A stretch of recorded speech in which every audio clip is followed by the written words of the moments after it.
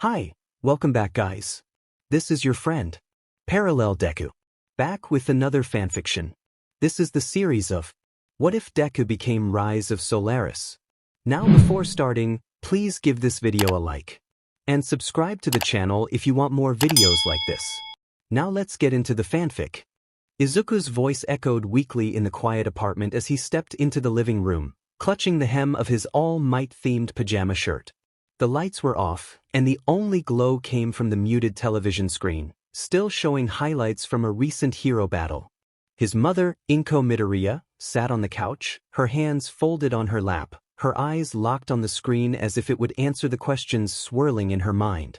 Izuku tried again, a little louder this time, his voice quivering with confusion more than fear. He recalled a dream he had the previous night, where he saved many people and everyone cheered for him, including his mother, who hugged him and called him her hero. He stepped closer, reminding her of the time they visited the All Might exhibit last year when he expressed his desire to be a hero just like him. He attempted to smile, recalling how she encouraged him, saying he could do anything if he worked hard enough and that he was her little champion. Izuku inhaled deeply but remained silent. Izuku continued, sharing what Dr. Tsubasa had told him that he couldn't be a hero because he didn't have a quirk.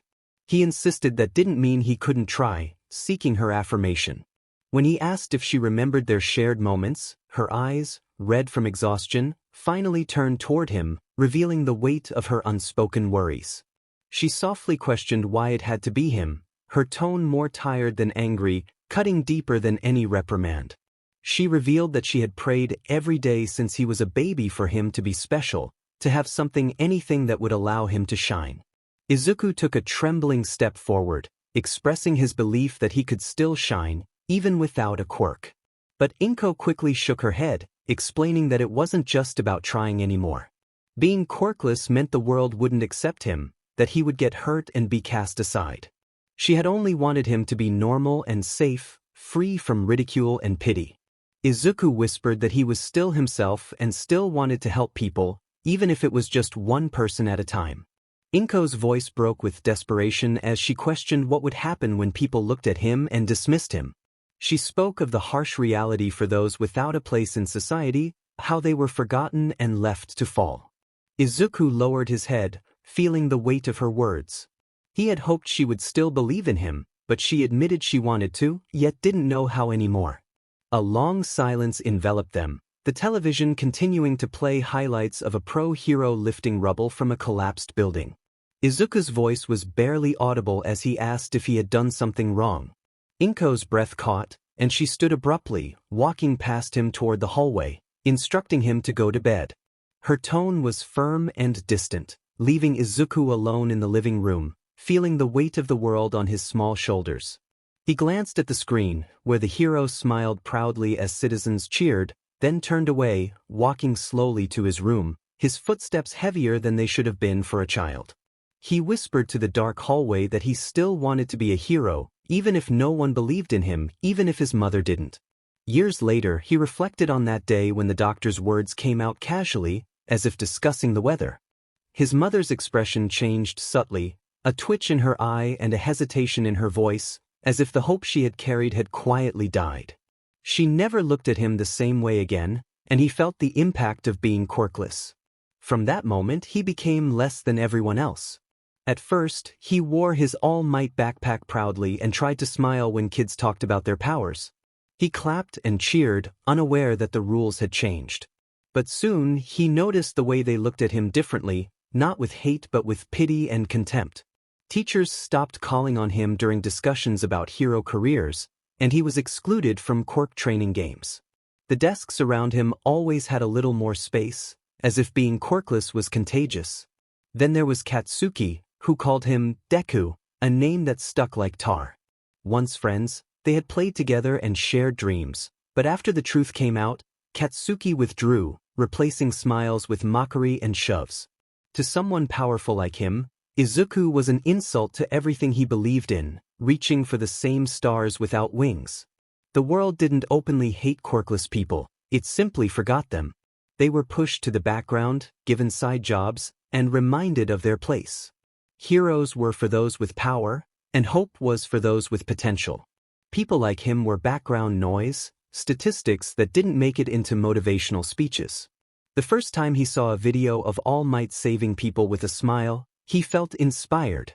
All Might stood as the embodiment of everything he believed in, not just fighting villains but making people feel safe and assuring them that tomorrow would be okay. That was the dream. Even when the world turned cold, when his mother stopped believing, and when teachers gave up on him before he even tried, he held on. He kept notebooks and wrote everything down: hero behaviors, power analysis, weaknesses and strengths. He knew he didn't have a quirk, but he thought that maybe, just maybe, if he understood heroes better than anyone else, he could be useful. But he was wrong. That day in class, when the teacher discussed career paths and joked that everyone wanted to be a hero, Katsuki proudly declared he'd apply to UA, and everyone clapped as if it were already decided. No one looked at him. In the classroom, chatter filled the air, desks cluttered with notebooks, and the sun cast sharp lines through the windows. Mr. Yamada stood at the front, casually tapping through the slides. His voice, though enthusiastic, was mostly ignored until one sentence silenced the room. He announced that they were all third years now and needed to start thinking seriously about their future. Most had written down traditional careers, but one of them aimed for UA High. The class erupted in laughter and scoffs, a few genuine chuckles mingling with the noise.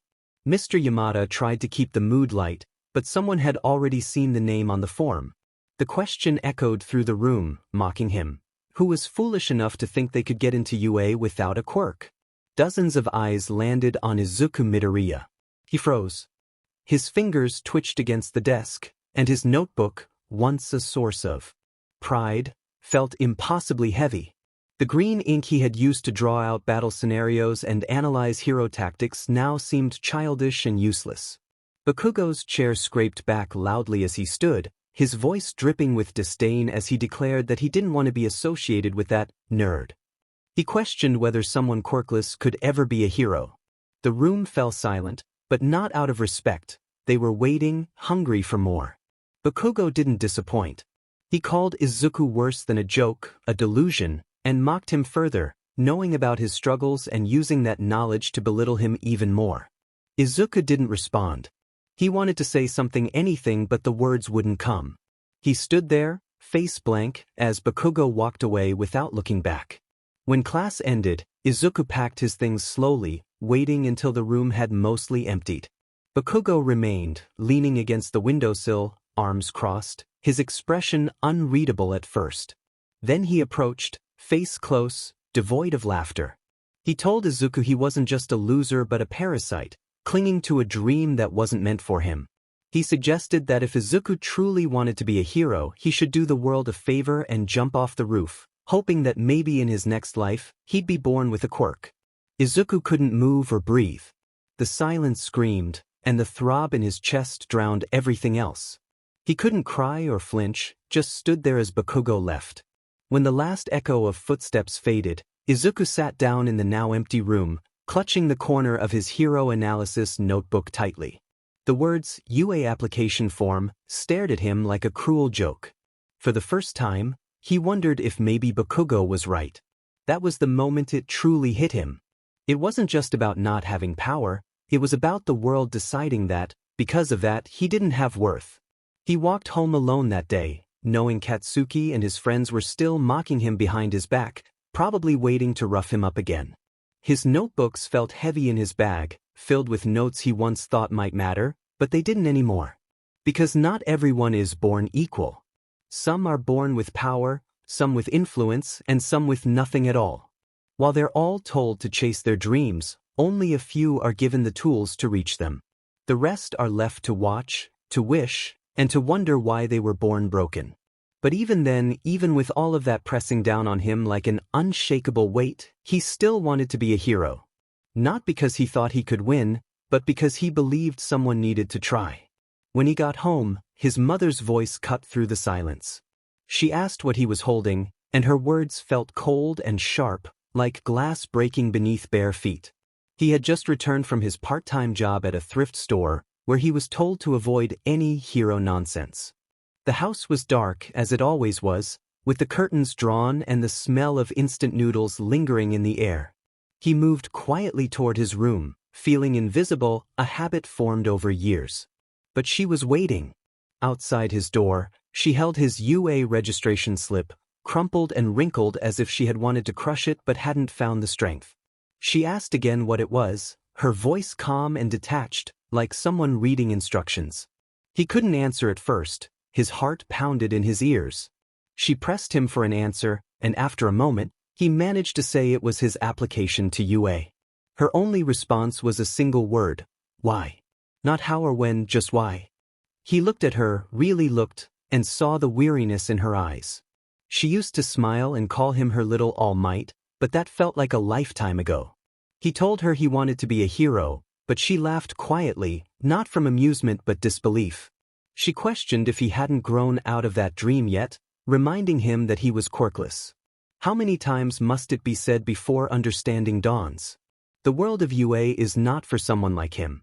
This world has no place for people like him.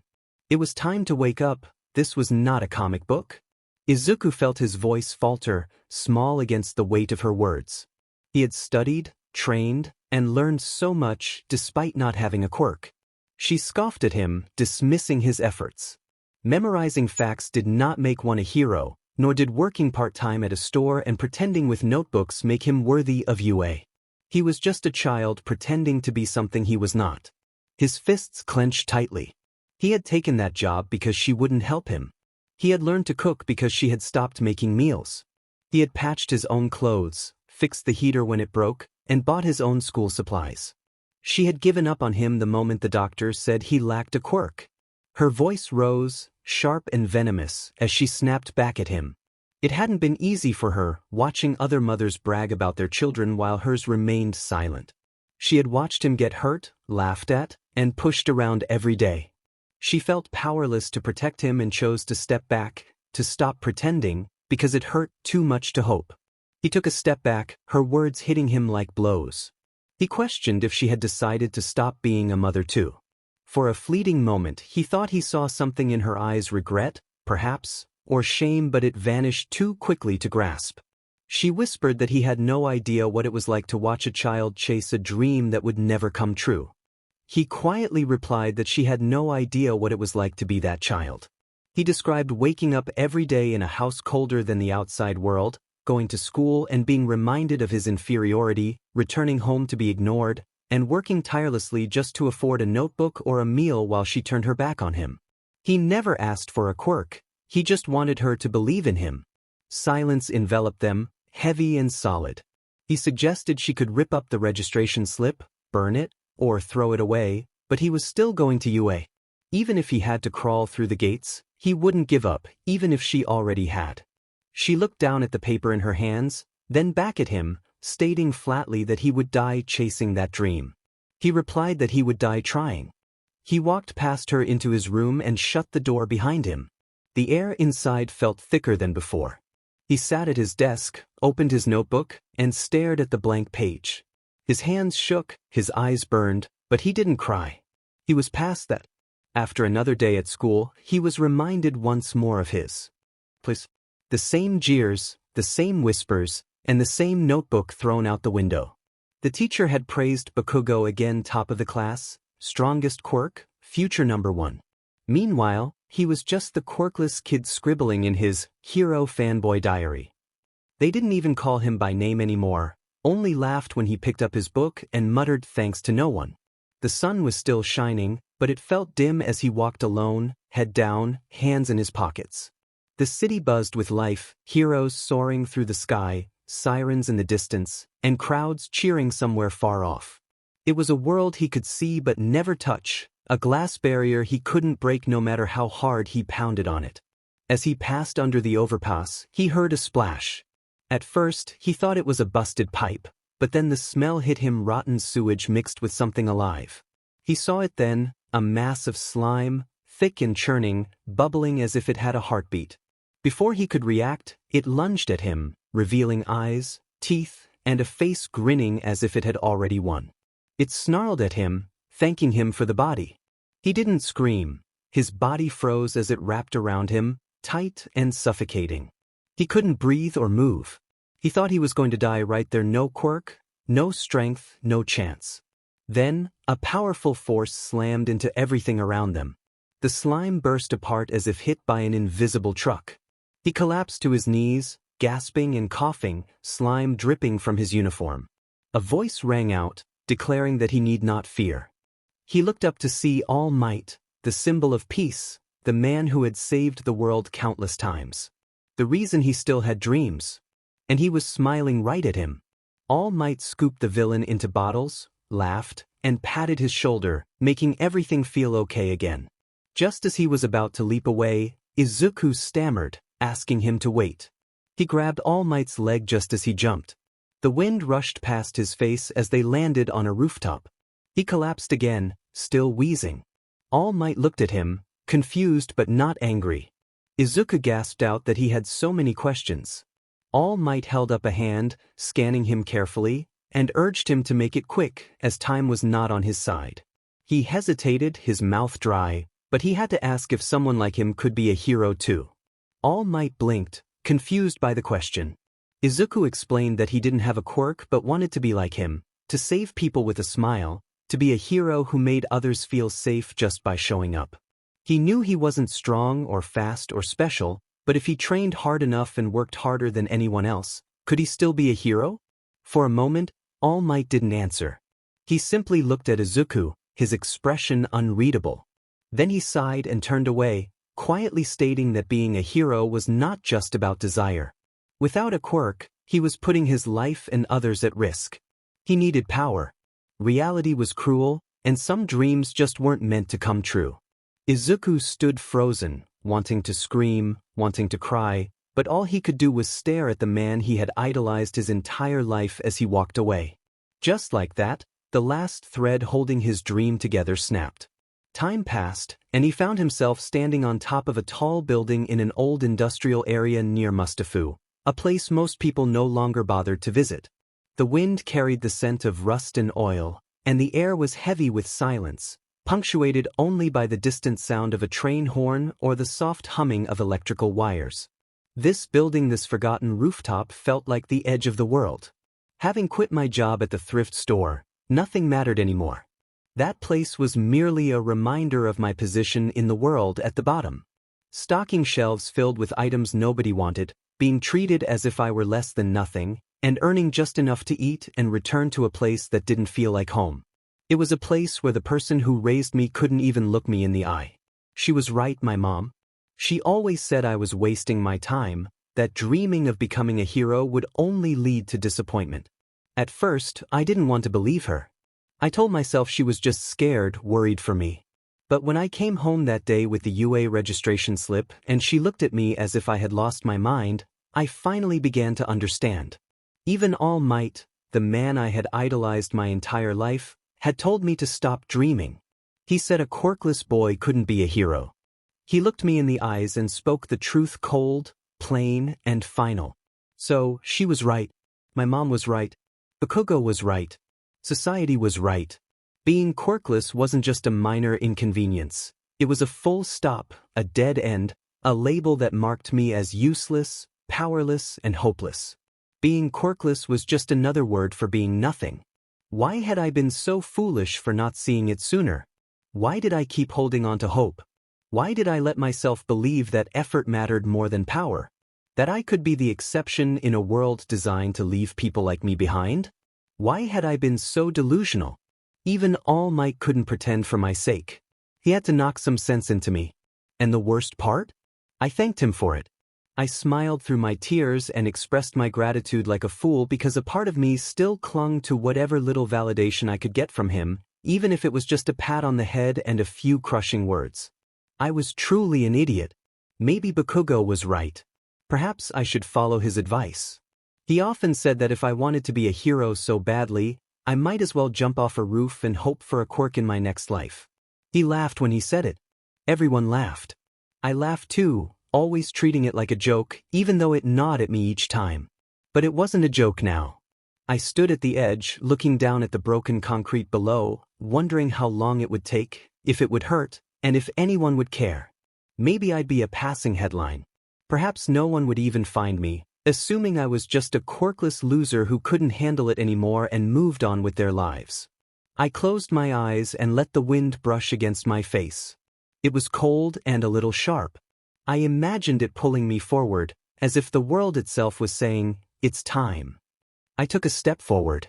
And then, nothing. Not falling. I sat on the rooftop of an abandoned warehouse, a cracked notebook open on my lap, its pages half filled with messy notes, diagrams, and ideas that barely made sense at first glance. 3 weeks had passed since that night, since I hovered over the edge and everything changed. Since I first thought I was going to die. And instead woke up to a new truth. My quirk, I said aloud to myself, letting the words settle in the air like they were still foreign. Solar core. It sounded ridiculous at first, like something out of an old comic. But every test, every experiment, every painful trial and error over these weeks pointed back to the same conclusion. My body wasn't just a random anomaly. It wasn't a glitch or a mistake. It was something purposeful, something reactive, like it had been waiting for the right spark to come alive. I stood and faced the rising sun, letting its warmth wash over me. As the light touched my skin, I could feel it, a hum, a low vibration just beneath the surface, as if every cell in my body was taking a deep breath. It felt like my pores opened, not just to sweat or breathe, but to drink in the sun.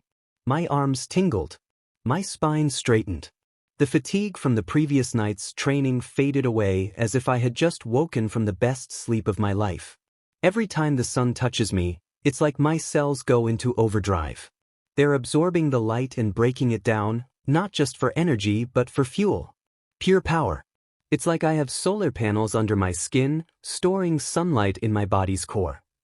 I clenched my fist and jumped off the edge, landing a few stories down with a loud thud that cracked the concrete. Not even a sting. I stood up straight and rolled my shoulders. Super strength? Speed? Definitely getting there. I took off in a blur across the rooftop, skidding to a stop and accidentally crashing into a rusted pipe. It bent like paper and I winced. Still working on the brakes. My hearing had improved too. I could hear a man cursing at his coffee machine 3 blocks away, a kid bouncing a ball down an alley, a dog barking in frustration at a squirrel just out of reach. Every sound layered on top of each other like an orchestra of chaos. But with practice, I had started to filter them out. My brain was learning to separate noise from signal, to focus in ways it never could before. I looked up and blinked. My eyes zoomed in automatically on a hawk gliding high above, the details of its feathers crystal clear, the muscles in its wings flexing with each motion. A few seconds later, the lenses in my eyes shifted. I could see the warm trail it left behind in the air, infrared heat, perhaps? Then X-ray. Then normal. My vision still jumped on its own sometimes, but I was starting to control it, inch by inch. And flight. I sighed, glancing at the dented metal water tank on the far end of the rooftop. That one still needs work. It felt less like flying and more like being launched from a slingshot I couldn't control. Izuku willed himself upward, launching into the air like a cannonball, determined to break through whatever obstacle lay in his path. Just last week, he had crashed into a billboard, narrowly avoiding a fall into the street below.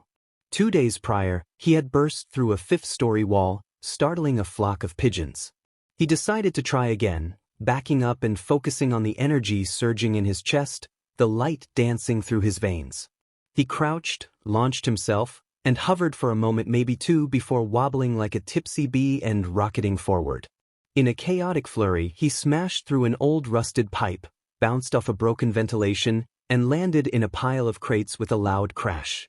Wood splinters scattered everywhere as he coughed, rubbing the back of his head.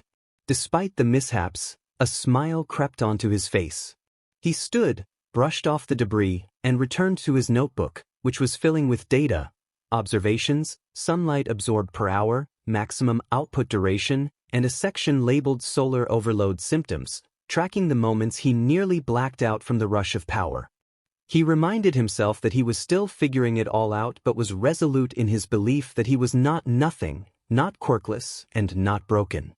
He looked at his hands, once feeling powerless and useless. Now they felt capable of moving mountains. He was determined to master everything, including flight. As he closed his notebook and stood again, squinting into the sunrise, he reflected on the doubts others had cast upon him: his mother, Bakugo, even All Might. He inhaled deeply, letting the sun fill him with warmth, affirming that this was just the beginning. Several hours later, in his home, he was folding the last of his clothes into a duffel bag when he heard his mother's voice behind him. She asked what he was doing, but he didn't turn around at first. He continued packing, hoping she would leave if he ignored her long enough. But she remained, standing in the doorway with her arms crossed, a familiar scowl forming on her face. The room felt too quiet, and he could sense her eyes on him, scanning him as if he were a stranger. Finally, he announced that he was moving out, zipping the bag shut. He explained that he had found a small, quiet place not far from Mustafu, one that was enough for him. She stepped into the room slowly, taking in the emptiness: the bare shelves, the missing posters, and his All Might figurines that were no longer lined up by the window. She questioned whether he was just leaving, and he confirmed that he was. He had already paid for the first 3 months using money from selling the items she used to complain about. For a moment, she seemed at a loss for words. When she asked if he wouldn't explain why, he almost laughed, repeating her question. He expressed his frustration about being treated like a burden for years, how she barely acknowledged him unless it was to remind him of what he lacked or how he had ruined her life. He declared that he would no longer be her emotional punching bag. She opened her mouth as if to respond, but no words came out. He told her that she had never believed in him, that she had called him pathetic and weak, and that she looked at him as if he were a broken thing. He reminded her of his last birthday, which she had forgotten because she had been passed out on the couch. Her eyes narrowed as she warned him to watch his tone. He retorted that she had never cared about his tone before, only now that he was finally doing something for himself. As she stepped closer, he noticed her confusion and uncertainty. He had changed taller, sharper, with color in his skin and light in his eyes. The bones that once protruded were now covered in lean muscle. She quietly acknowledged that he had changed, noting he didn't look like he used to. He affirmed that he was not who he once was. He was stronger, smarter, and had a plan. He was no longer chasing anyone's dream, neither All Might's nor society's, but his own. When she asked if he wouldn't tell her how, he replied that it didn't matter. What mattered was that he didn't need to live there and pretend he was okay with how things were. She looked at him intently, then at the empty shelves and packed bags, the faded shadow of a poster that used to hang above his bed. He nodded in response to her question about whether he was really just leaving. He explained that he had stayed too long, hoping things would improve, but he realized they wouldn't. He couldn't waste any more time. She sat down slowly on the edge of the bed, the same bed where he had cried for years, the same mattress sagging from nights spent awake, wondering why he wasn't enough. He noticed a flicker of emotion on her face but didn't stop to comfort her this time. He declared that he wouldn't be a hero in the way people expected, but he would still help others and make a difference, just not by conforming to their expectations. She remained silent as he picked up his bag, stating that he was going to be late and had much to do training and figuring out how far his quirk extended. He might not know everything yet, but at least he knew who he was now. Her eyes widened in surprise when she realized he had a quirk. He confirmed that he was just a late bloomer. Her voice was small when she expressed that he could have told her. He paused at the door, turning back to her, and asked what he should have told her: that he had a quirk now or that he had nearly given up before it awakened. He knew she wouldn't have listened. Silence lingered in the air, an echo of unspoken words. The protagonists stepped out, adjusting the strap on their duffel bag as the gate creaked behind them, marking a final departure they hadn't anticipated. The sky above was a heavy gray, yet for the first time, they felt unburdened. The invisible weight of feeling unwanted and unloved had lifted, or perhaps they had simply stopped caring. With luggage in hand, they walked away from the building that had once been home. It loomed behind like a faded monument to their past self: small, weak, forgotten. That was who they used to be. The memories of countless nights spent crying into a pillow and the glow of All Might posters that once offered hope felt distant now. Even that hope had begun to fade. The words, "goodbye," echoed in their mind, a soft whisper that suggested they still cared, that a part of them longed for something from that house, from her, from the life they were leaving behind. But they didn't need her guilt or her late-night apologies that never came. They didn't need reminders of their brokenness or the burden they had been. Now that something had finally changed, they certainly didn't need her pity. 8 months remained until the UA entrance exam, 8 months to become someone worthy of the path they were carving. They needed to get serious. It wasn't just about heroics, it was about studying biology, physics, and engineering. With a solar-based quirk, understanding it inside and out was essential. Relying solely on powers was not enough. Real heroes trained their bodies, reflexes, and minds. Learning to fight was non-negotiable. They couldn't afford to be unprepared in a battle, relying only on the ability to fly or raw power. Power without control led to chaos, and they didn't want to be another explosion-loving maniac. They sought precision, strategy, and purpose. Finding a gym that didn't ask too many questions was crucial. A quiet place where the only rule was to show up and work hard. Perhaps an old martial artist or a retired pro-hero turn coach would see their potential beyond a lack of recommendations or prestigious legacies. Checking their phone, they noted the low battery but saw the map still functioned. Their new apartment was about a 40-minute walk away.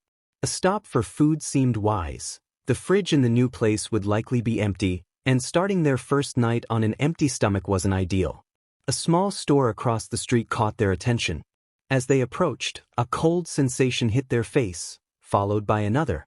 They paused, realizing it was rain, tiny droplets at first, then a steady downpour. Looking up, they welcomed the rain, standing still as it soaked through their hoodie, darkening the fabric. The rain traced cold lines down their neck, yet they didn't move. People hurried past with umbrellas, seeking shelter from the downpour, but the protagonist embraced it. The rain didn't expect anything from them. It didn't ask questions or judge. It simply fell, washing away years of self-hate and moments of feeling inadequate. While the rain couldn't erase the past, it could dull its sharp edges. Taking a deep breath, they closed their eyes and envisioned the solar energy within, flickering like tiny suns beneath the surface. It was still there, glowing even in the absence of light. They felt it in their bones and muscles, a warmth that defied the cold rain. They were different now. Stepping into the store, water dripped onto the tile as the bell jingled softly. The clerk glanced up but quickly returned to his magazine, showing no interest in their drenched appearance. That was fine, they preferred it that way. They grabbed instant noodles, rice, canned curry, and a few bottles of water, nothing extravagant, just enough to last a few days while they figured things out. Protein bars were added to keep their energy up for the training that lay ahead. After paying, they stepped back into the rain, which had intensified but still didn't warrant opening the umbrella. They walked through the storm as if it were inconsequential. Standing before the massive gates of UA High School, the symbol of heroism and the starting line for their greatest journey, they felt a sense of calm. After months of training, isolation, and discovering the full potential of their quirk, they had finally arrived. Their hands rested in their pockets, steady and composed. The wind rustled through their hair, and they felt no nervousness or anxiety, only clarity and focus. As they entered, joining the crowd of applicants, dozens of kids radiated potential and ambition. Some stretched, others excitedly discussed their quirks or analyzed the school building. A few were sizing each other up like rivals. Then, a light thud against their shoulder interrupted their thoughts. A voice called out, apologizing for the bump. Turning, they met the gaze of a girl, a new chapter beginning to unfold. She was about Izuku's age, with a round face, pink cheeks, and short brown hair that curled slightly at the ends. She blinked quickly, her eyes lingering on his for a moment too long before she looked away, her cheeks reddening. He offered a calm smile and assured her that there was no need to worry. He asked if she was all right, to which she nodded quickly. She explained that she had gotten a little carried away while trying to stay relaxed, but ended up speeding up instead. Her eyes darted back to him briefly before she looked away again, taking a small step back and fidgeting a little. She introduced herself as Achiko Uraraka and wished him good luck for the day. He nodded in response, wishing her the same. She quickly scurried off toward the gathering crowd, glancing back over her shoulder before turning her attention forward again. Izuku moved to the center of the courtyard with the other examinees. The huge screen above flickered to life, drawing everyone's attention. Suddenly, the booming voice of Present Mic filled the air, welcoming the examinees to UA High, the greatest high school in Japan. He struck a dramatic pose on screen, sunglasses glinting, and his animated movements jolted some of the applicants. He encouraged everyone to respond, but silence followed. Clearing his throat, he acknowledged the tough crowd and began the orientation. The screen switched to a virtual layout of the testing zones, where he explained that each examinee had been assigned to one of the test sites labeled A through G. They would participate in a 10-minute mock battle in a replica urban setting, with each site serving as its own battlefield. He emphasized that each applicant would fight for themselves, with no point in bringing friends.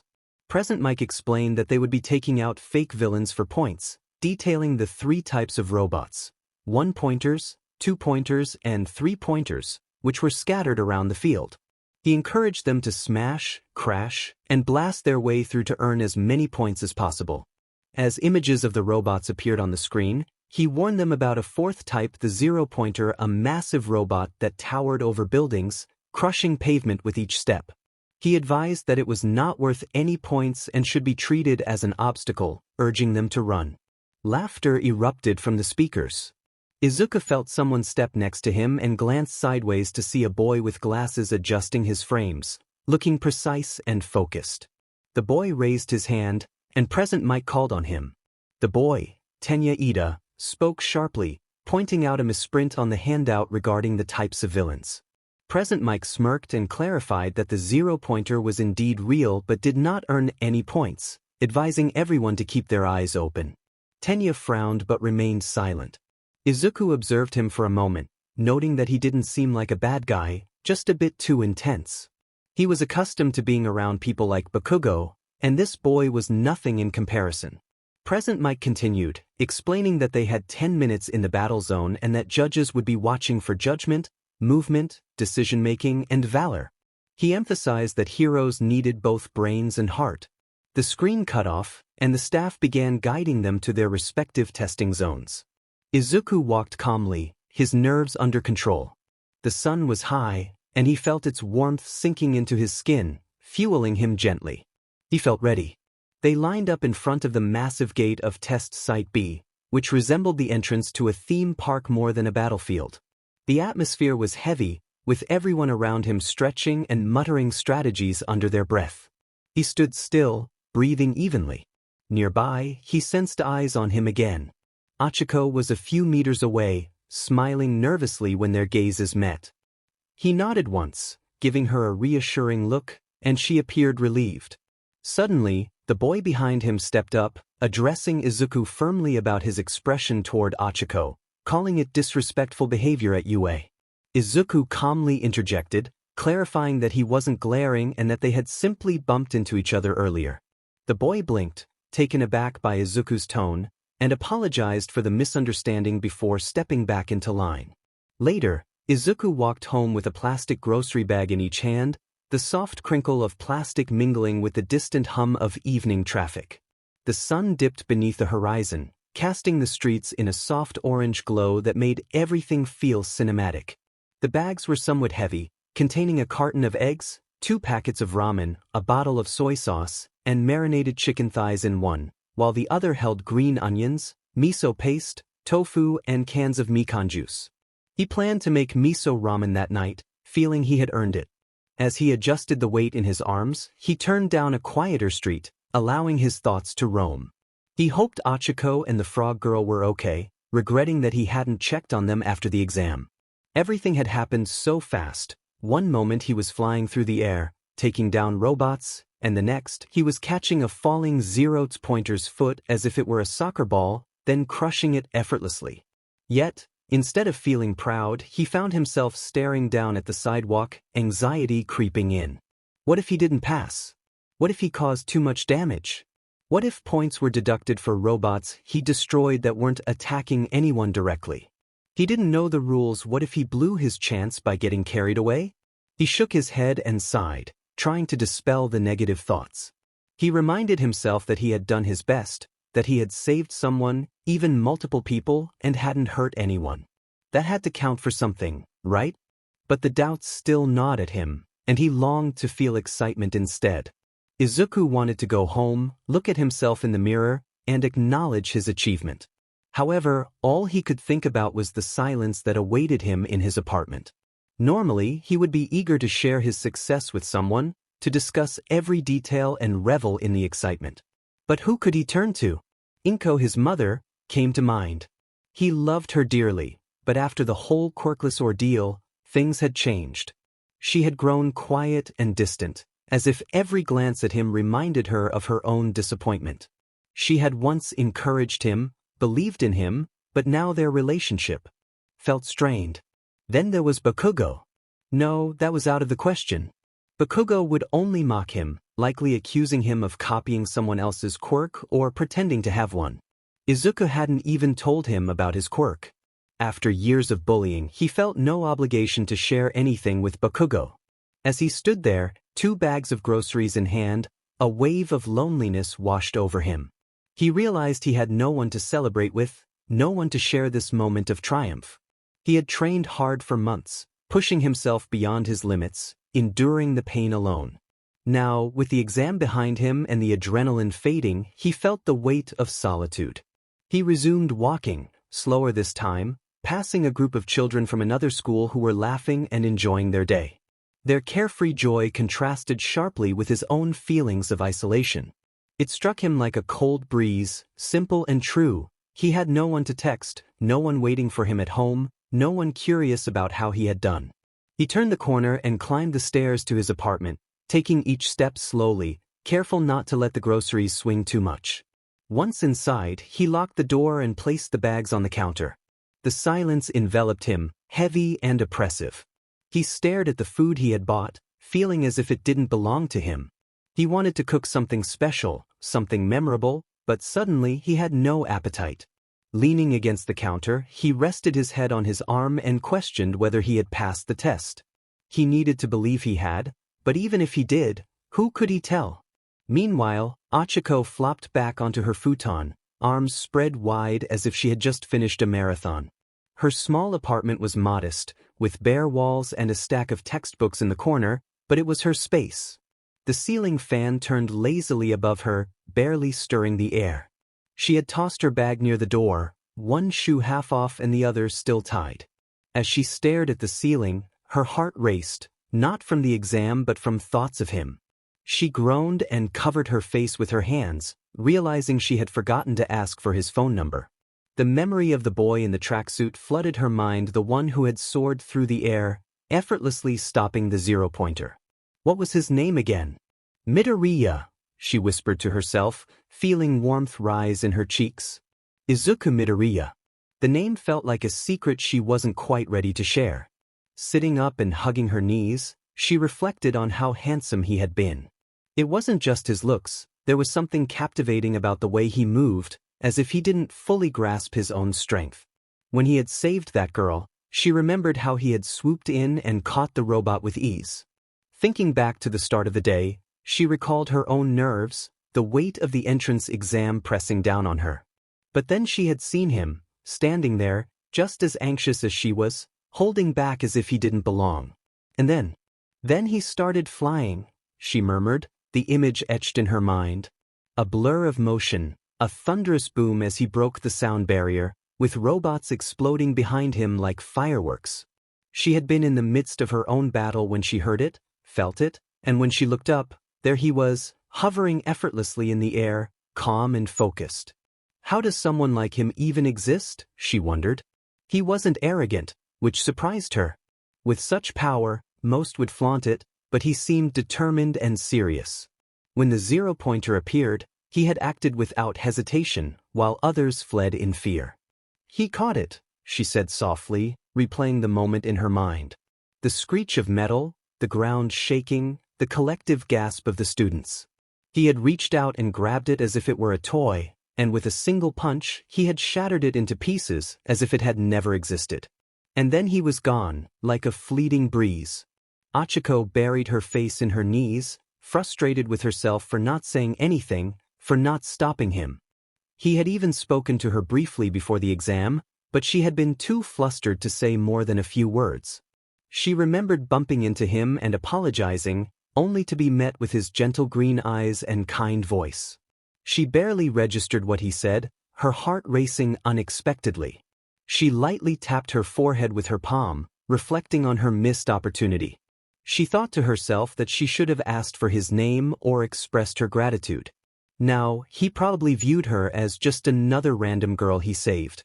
Sitting up, she rubbed her face, reminding herself to focus on her goal, getting into UA, becoming a hero, and earning enough to help her parents. She chided herself for getting lost in thoughts about the boy who had effortlessly defeated a robot. But despite her resolve, she couldn't shake the fact that he was undeniably attractive. With a groan, she fell back onto the futon, feeling silly for her infatuation. Yet, something about him felt different, not just his incredible strength, but the way he carried himself, as if he had risen from hardship. It was evident in his eyes, in his instinct to help without hesitation or the need for recognition. He simply did what was right. She gazed at the ceiling, her voice barely a whisper as she wondered if he even realized how remarkable he was. Silence enveloped the apartment, a serene quiet that contrasted with the loud thumping of her heart, replaying the moment when he caught the fist of a monstrous machine. A small, wistful smile crept onto her face as she resolved to get his number next time. Meanwhile, Ida sat in the stillness of his room, his posture as rigid as ever, though his mind was anything but calm. The gentle hum of his fan filled the air, and a stack of unopened textbooks lay nearby. After returning from the UA entrance exam hours earlier, he had showered and changed into his usual lounge attire, attempting to study or organize his thoughts. Yet, his mind kept drifting back to a single moment and a single person, Izuku Midoriya. It wasn't merely that Midoriya had defied the limits of what Ida thought possible. It was the way he moved like a bullet, almost wild yet incredibly precise. Initially, Ida had dismissed him as just another overly eager participant, but that perception quickly changed. He remained fixated on the same sentence in his book when the door creaked open. A familiar voice broke through his thoughts, calling him back to reality. He blinked and looked up, surprised to see his older brother, Tensei, standing in the doorway with a smile, casually dressed and holding a bag of drinks. Tensei entered and set the bag on the table, ruffling Ida's hair as he passed. He noted that Ida seemed preoccupied, which was unusual for him. Tensei settled into a chair across from him, cracking open a bottle of tea and inquiring about his day. Ida hesitated, drumming his fingers lightly on the table, a rare sign of uncertainty. He looked at his brother, his idol, and exhaled slowly, sharing that he believed he had performed well on the exam, responding promptly to threats and rescuing 2 students. However, he felt compelled to mention a particular student he had encountered during the exam. Tensei's interest peaked as Ida described Midoriya, initially quiet and seemingly unremarkable. Ida admitted that he had assumed Midoriya might not be suited for UA, but that perception changed dramatically when Midoriya moved. Ida recounted how, in an instant, Midoriya transformed from a hesitant boy into a blur of motion, moving with such speed that it seemed impossible. He described how Midoriya tore through the robots, not merely defeating them but dismantling them with an unseen force. Tensei leaned forward, intrigued, asking about Midoriya's quirk. Ida explained that he had learned it was called Solar Core, which absorbed solar energy, but that didn't account for the extraordinary feats Midoriya had displayed. He described how Midoriya had flown at incredible speeds, lifting heavy debris and ultimately shattering the zero-pointer robot with a single strike. The room fell silent as Tensei processed the information. Ida expressed his concern about how someone with such potential could have gone unnoticed until now. Tensei suggested that perhaps Midoriya had been hiding his abilities, but Ida felt differently. He sensed a depth in Midoriya's eyes, a look of someone who had never been truly seen or believed in. It was not pride that drove him, but desperation and determination. Ida nodded slowly, acknowledging his respect for Midoriya, but also feeling a sense of unease about the implications of such talent emerging from obscurity. Tensei placed a comforting hand on Ida's shoulder, acknowledging his brother's struggle. Ida had trained for years, studying technique, strategy, law, and ethics, modeling himself after the ideals of heroism. Yet, witnessing Midoriya's instinctive heroism made him question his own hesitation. Tensei reassured him, emphasizing that Ida's thoughtfulness and care would make him a great hero. He reminded Ida that while Midoriya possessed power, Ida had purpose, and power without purpose could be dangerous. Ida looked down, grappling with uncertainty. Tensei encouraged him not to let doubt transform into fear or resentment but to use it as motivation to grow stronger. He suggested that one day, Ida might stand beside Midoriya as a classmate or face him as a rival, and they would bring out the best in each other. After a moment of reflection, Ida met his brother's gaze and nodded, grateful for the support. Tensei smiled and stood up, stretching as he urged Ida to join him for a meal, reminding him that he needed fuel to continue his thoughts about greatness. Ida chuckled and followed Tensei, but one name lingered in his mind: Izuku Midoriya. A week had passed since the UA entrance exam, and I woke up feeling unusually alert, as if my body was prepared for something before my mind caught up. I stretched and sat up, blinking against the soft light filtering through the curtains. I wondered why there had been no message or results yet. Shouldn't they have released the results by now? I muttered to myself as I shuffled toward the kitchen. As I prepared a cup of instant coffee, the warm, bitter aroma filled the room. I tried to remain positive, convincing myself that I had done well, but doubts crept in. Did I do enough? Did I mess something up? I recalled every moment of the exam, the way I tackled the challenges, saved a fellow student from danger, and defeated the zero-pointer with a single strike.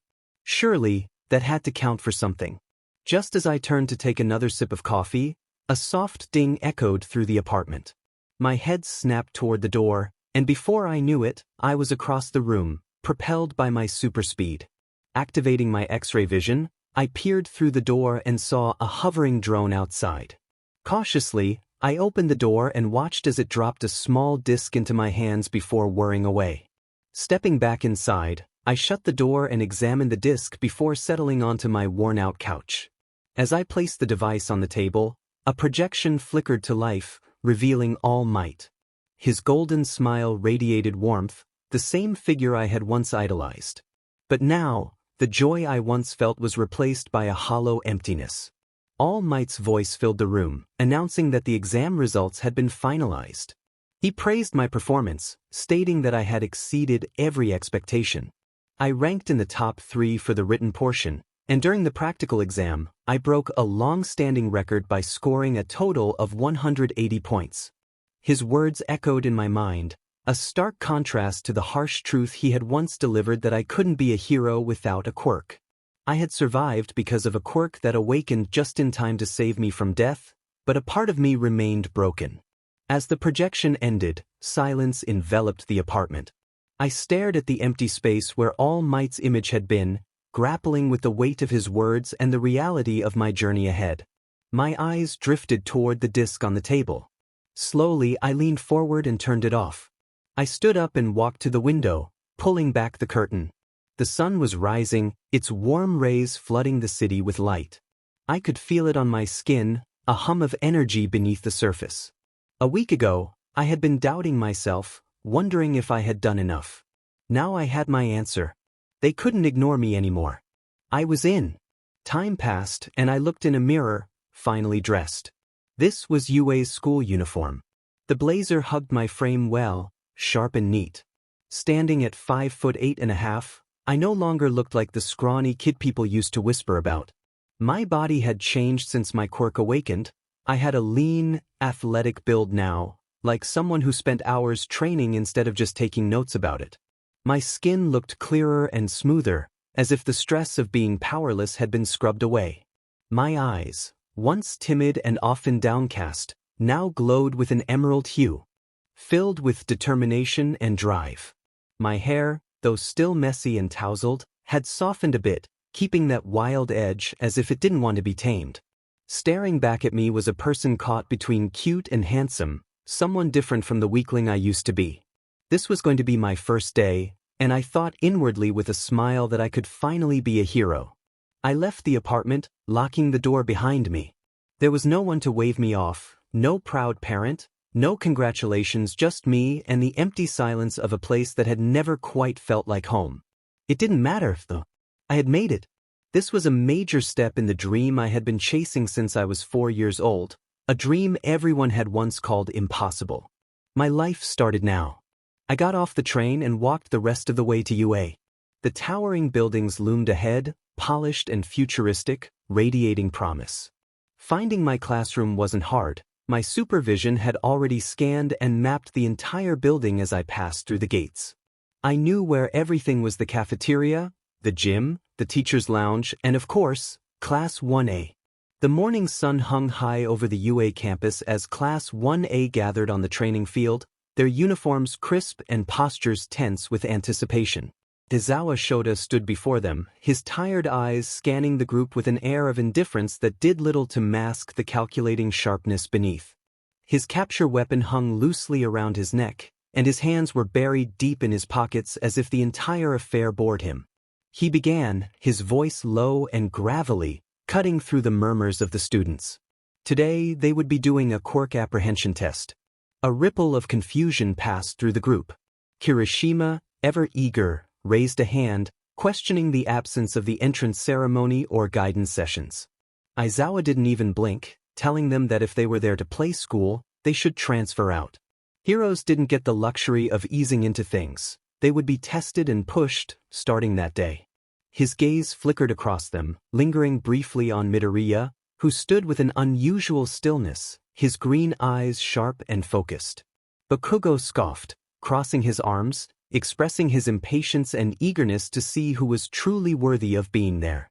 Izawa ignored him and pulled out a small device, projecting a holographic list of standard fitness tests: the 50-meter dash, grip strength, standing long jump, repeated side steps, ball throw, sit-ups, seated toe touch, and endurance running. He reminded them they had done these in middle school, but this time, they would use their quirks. The government insisted on keeping things standardized for fairness, but that was a joke. Real combat wasn't standardized. Today, they would see what they were really capable of. Uraraka blinked in surprise at the announcement that they could use their quirks, but Aizawa's expression remained unchanged. It wasn't amazing, it was necessary. If they couldn't use their quirks effectively in basic physical tests, they had no business calling themselves heroes. His eyes slid toward Izuku again, as if expecting something. Izuku met his gaze, unflinching, with quiet readiness. Aizawa continued, addressing Bakugo, who had scored the second highest in the entrance exam. He asked Bakugo about his best softball throw in middle school, to which Bakugo confidently replied that it was 67 meters, but that was without his quirk. Aizawa tossed him a ball and instructed him to do it again, this time using his quirk and not holding back. Bakugo caught the ball, rolling it in his palm before stepping into the circle. With a roar, he wound up and unleashed an explosion at the peak of his throw, sending the ball rocketing into the sky. The device in Aizawa's hand beeped, displaying the result: 705.2 meters. The class erupted in shock. Some cheered, while others blinked in surprise. Bakugo grinned, cracking his knuckles and declaring himself the best there. Aizawa remained unimpressed, reminding the rest of the class what the standard was. He turned his attention back to them, explaining that this was what it meant to use their quirks to their full potential. If they couldn't keep up, they didn't belong there. A heavy silence fell, and then Aizawa's voice dropped lower, colder, as he warned them that the student who came in last place in this assessment would be judged hopeless and expelled. The class froze, voices rising in disbelief. Ida protested, declaring it unfair since they had just started, but Aizawa cut him off, stating that life wasn't fair. Villains wouldn't care if they were having a bad day, and natural disasters didn't wait for anyone to be ready. His eyes darkened as he emphasized that if they couldn't prove their potential now, they would just perish later. The air grew thick with tension.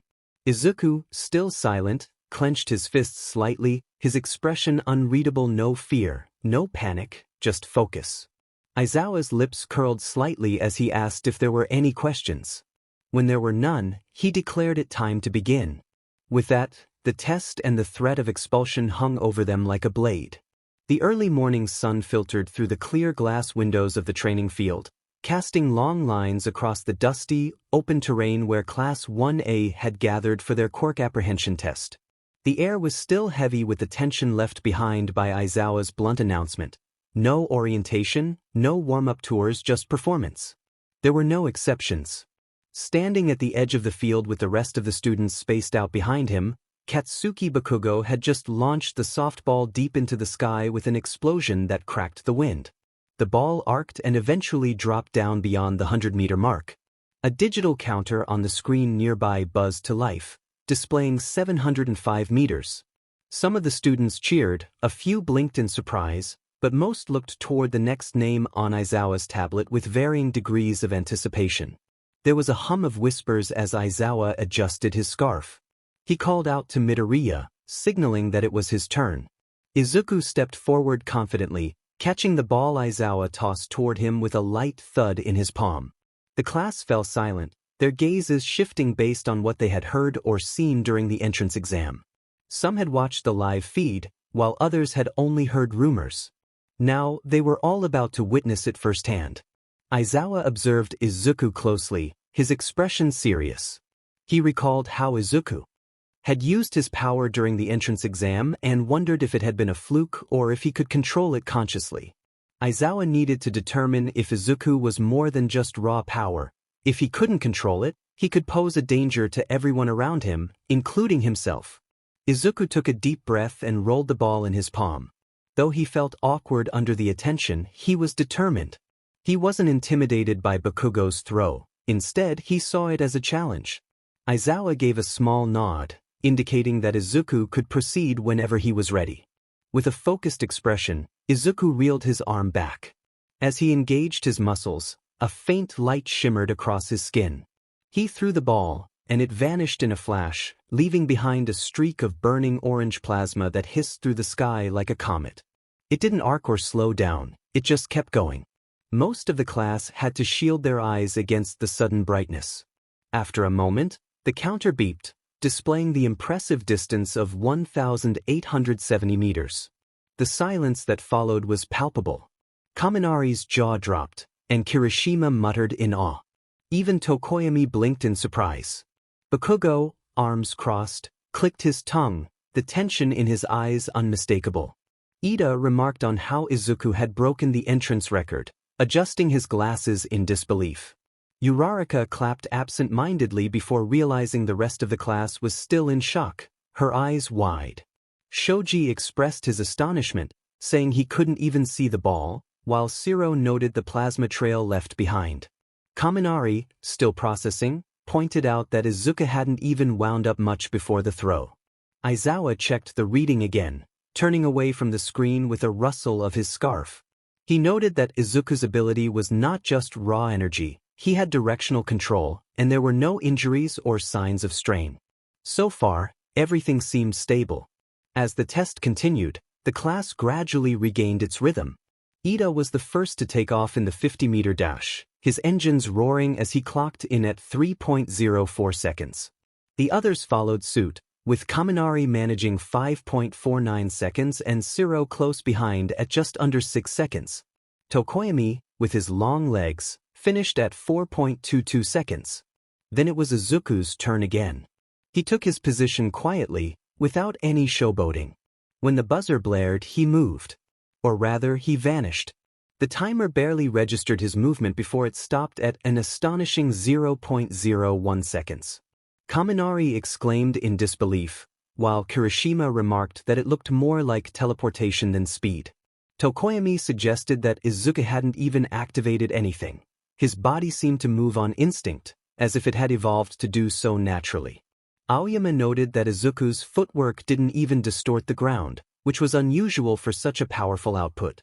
Aizawa narrowed his eyes, recognizing that there was no time lag or recoil in Izuku's movements.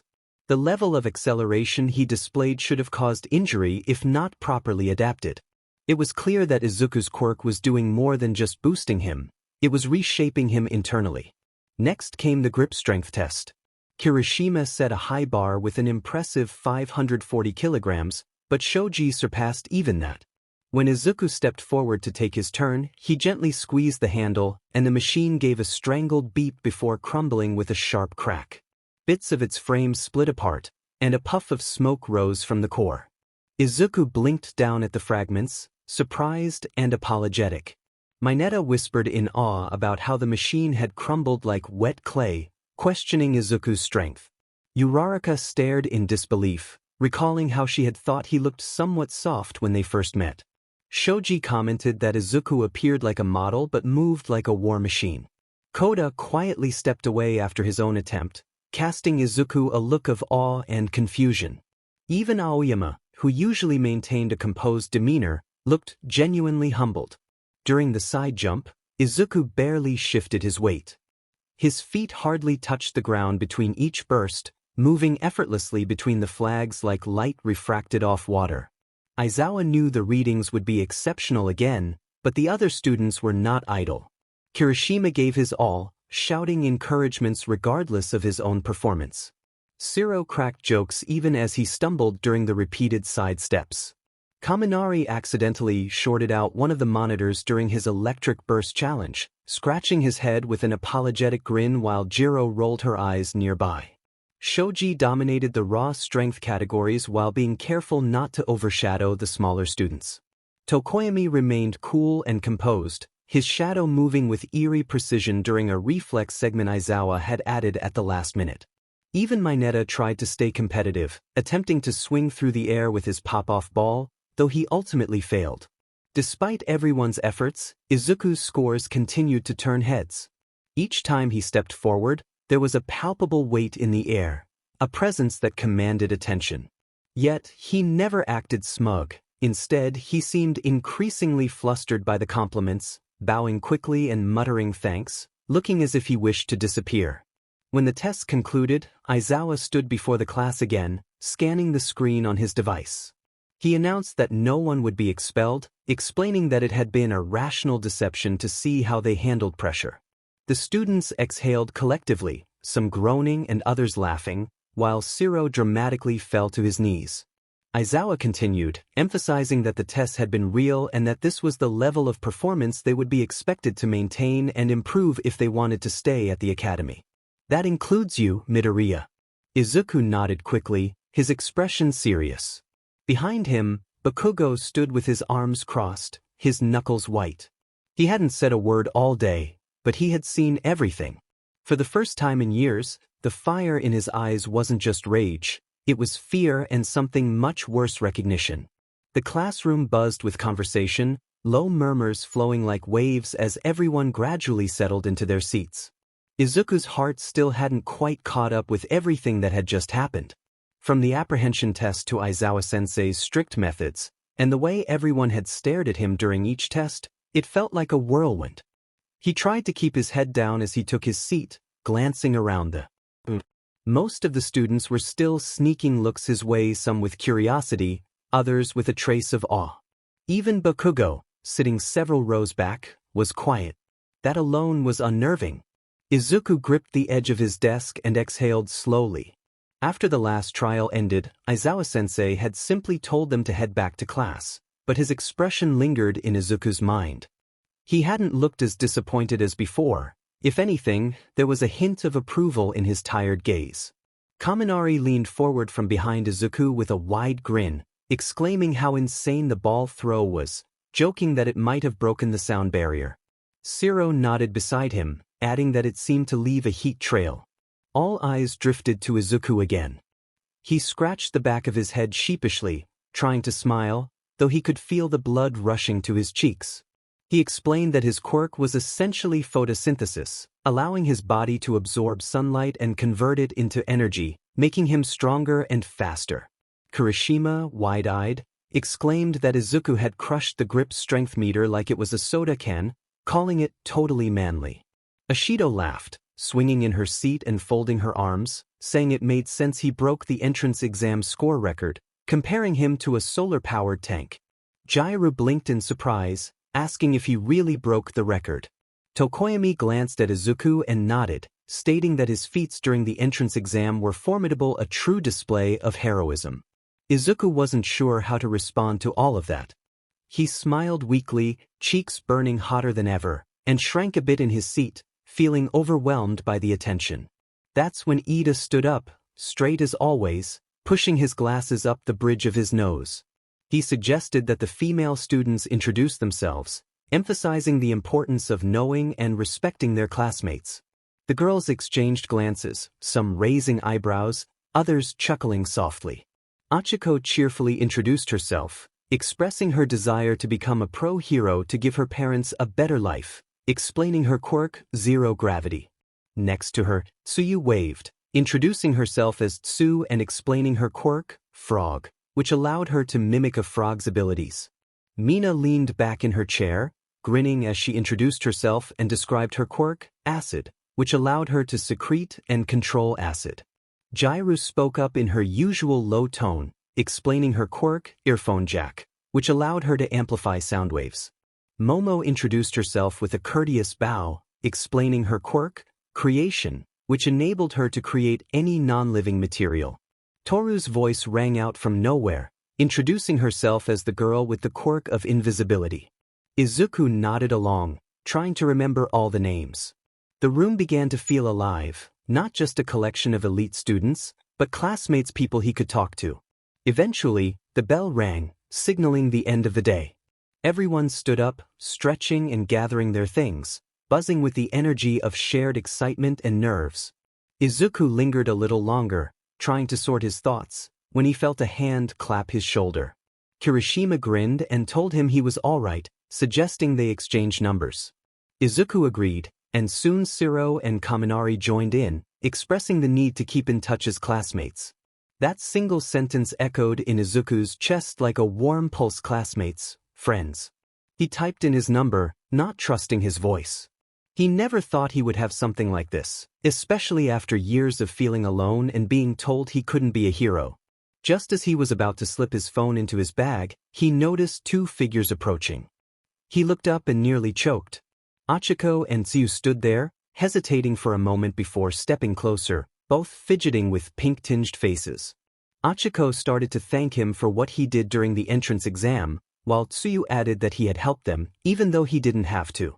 Izuku stammered, panicking slightly, insisting it wasn't a big deal, though he realized it was. Achiko looked at him, saying he was really amazing and that she was glad she came. Tsuyu nodded, expressing her hope that they could be good friends. Izuku didn't know how to respond. His heart raced and his face felt like it was burning. Somehow, he managed to nod, expressing that he hoped the same. They stood there awkwardly for a few moments, all three blushing, until Tsuyu smiled and gently tugged Achiko away, muttering something about letting him breathe. As they walked off, Izuku remained rooted in place, dazed and lightheaded. Friends, classmates, people who appreciated him. He never thought he would feel this way. Somehow, just maybe, I really did belong here.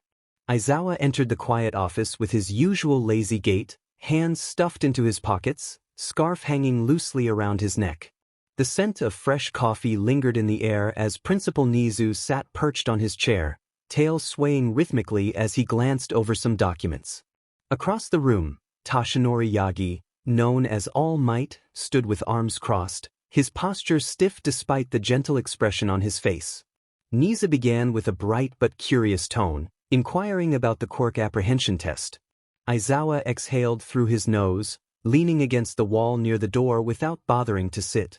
His half-lidded but alert eyes moved toward Toshinori briefly before returning to the principal. Aizawa stated that the test was primarily to assess Izuku Midoriya. Toshinori's chest sank slightly at Aizawa's words. He looked down, jaw tightening as thoughts spiraled in his head. The boy he once told that a quirkless person couldn't become a hero was now the subject of discussion among UA's most trusted educators. Not just discussion, but interest and speculation. He had been so sure of his judgment back then, and now everything he thought he knew was being upended by that same boy's quiet strength. Aizawa continued, drawing both their attention back. He noted that Midoriya didn't strain himself during the test, holding back probably out of habit. Yet, even while holding back, the results spoke for themselves. Nizu's whiskers twitched with interest as he urged Aizawa to go on. Aizawa flatly stated that for the ball throw, Midoriya recorded 1,870 meters, and he was confident that was casual, with no real exertion.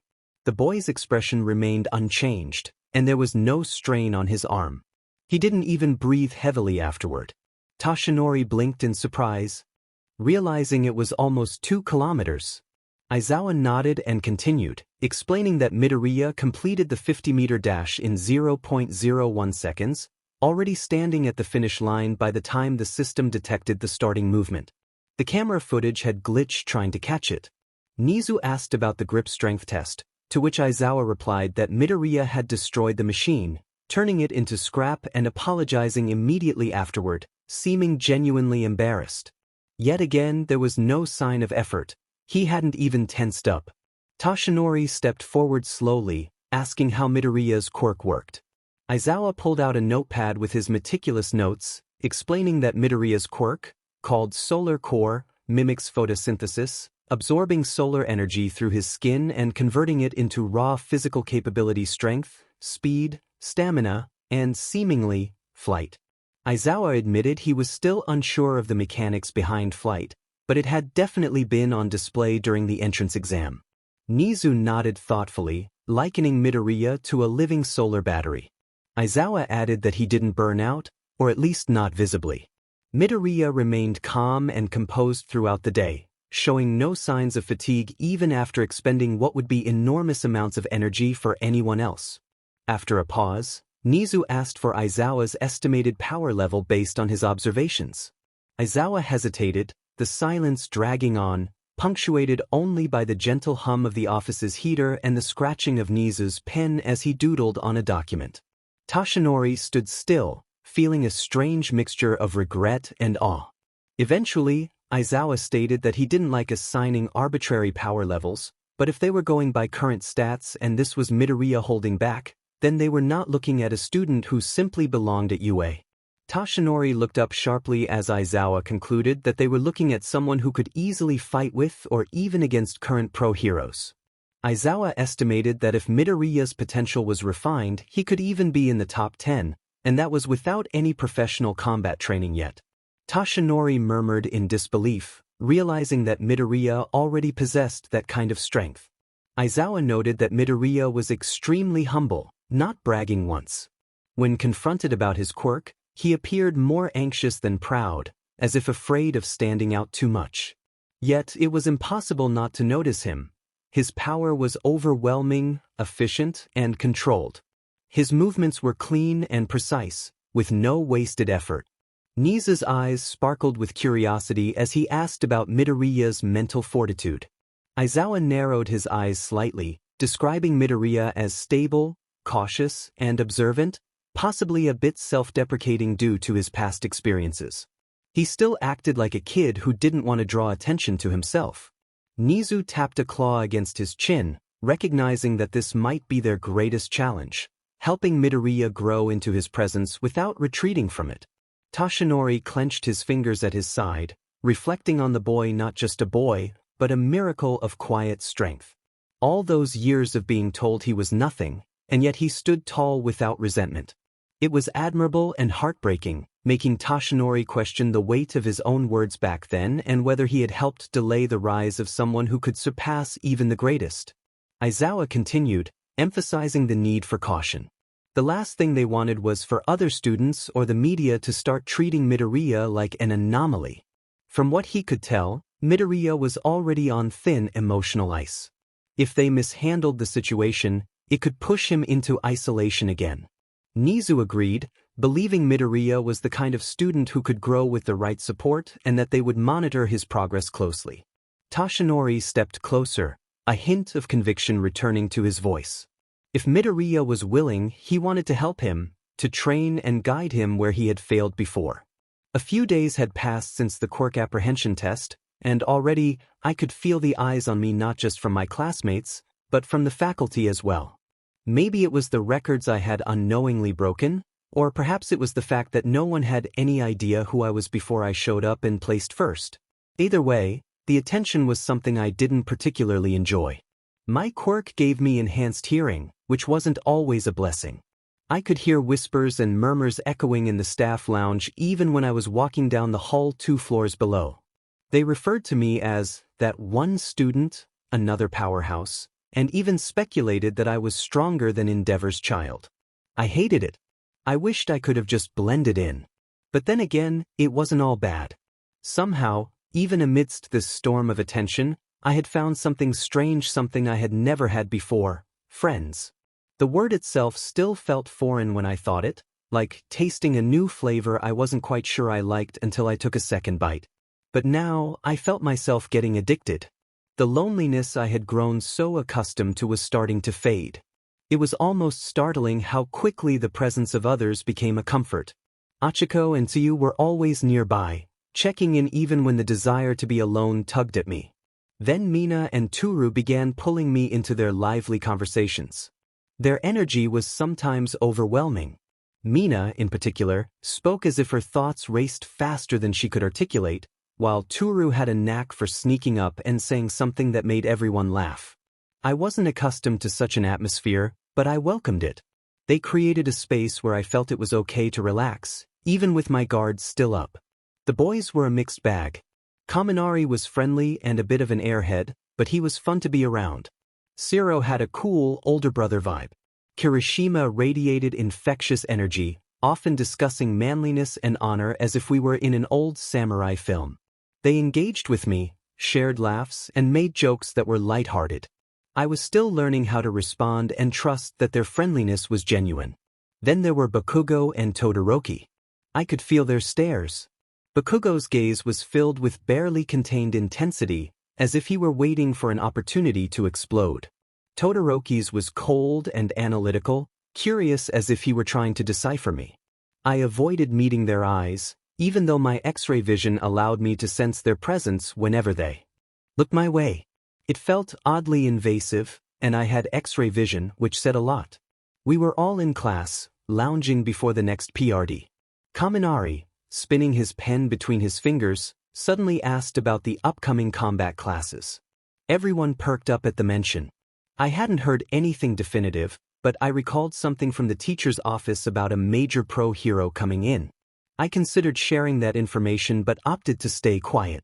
Speaking too much made me feel exposed. Shiro guessed that it would be Eraserhead, our homeroom teacher.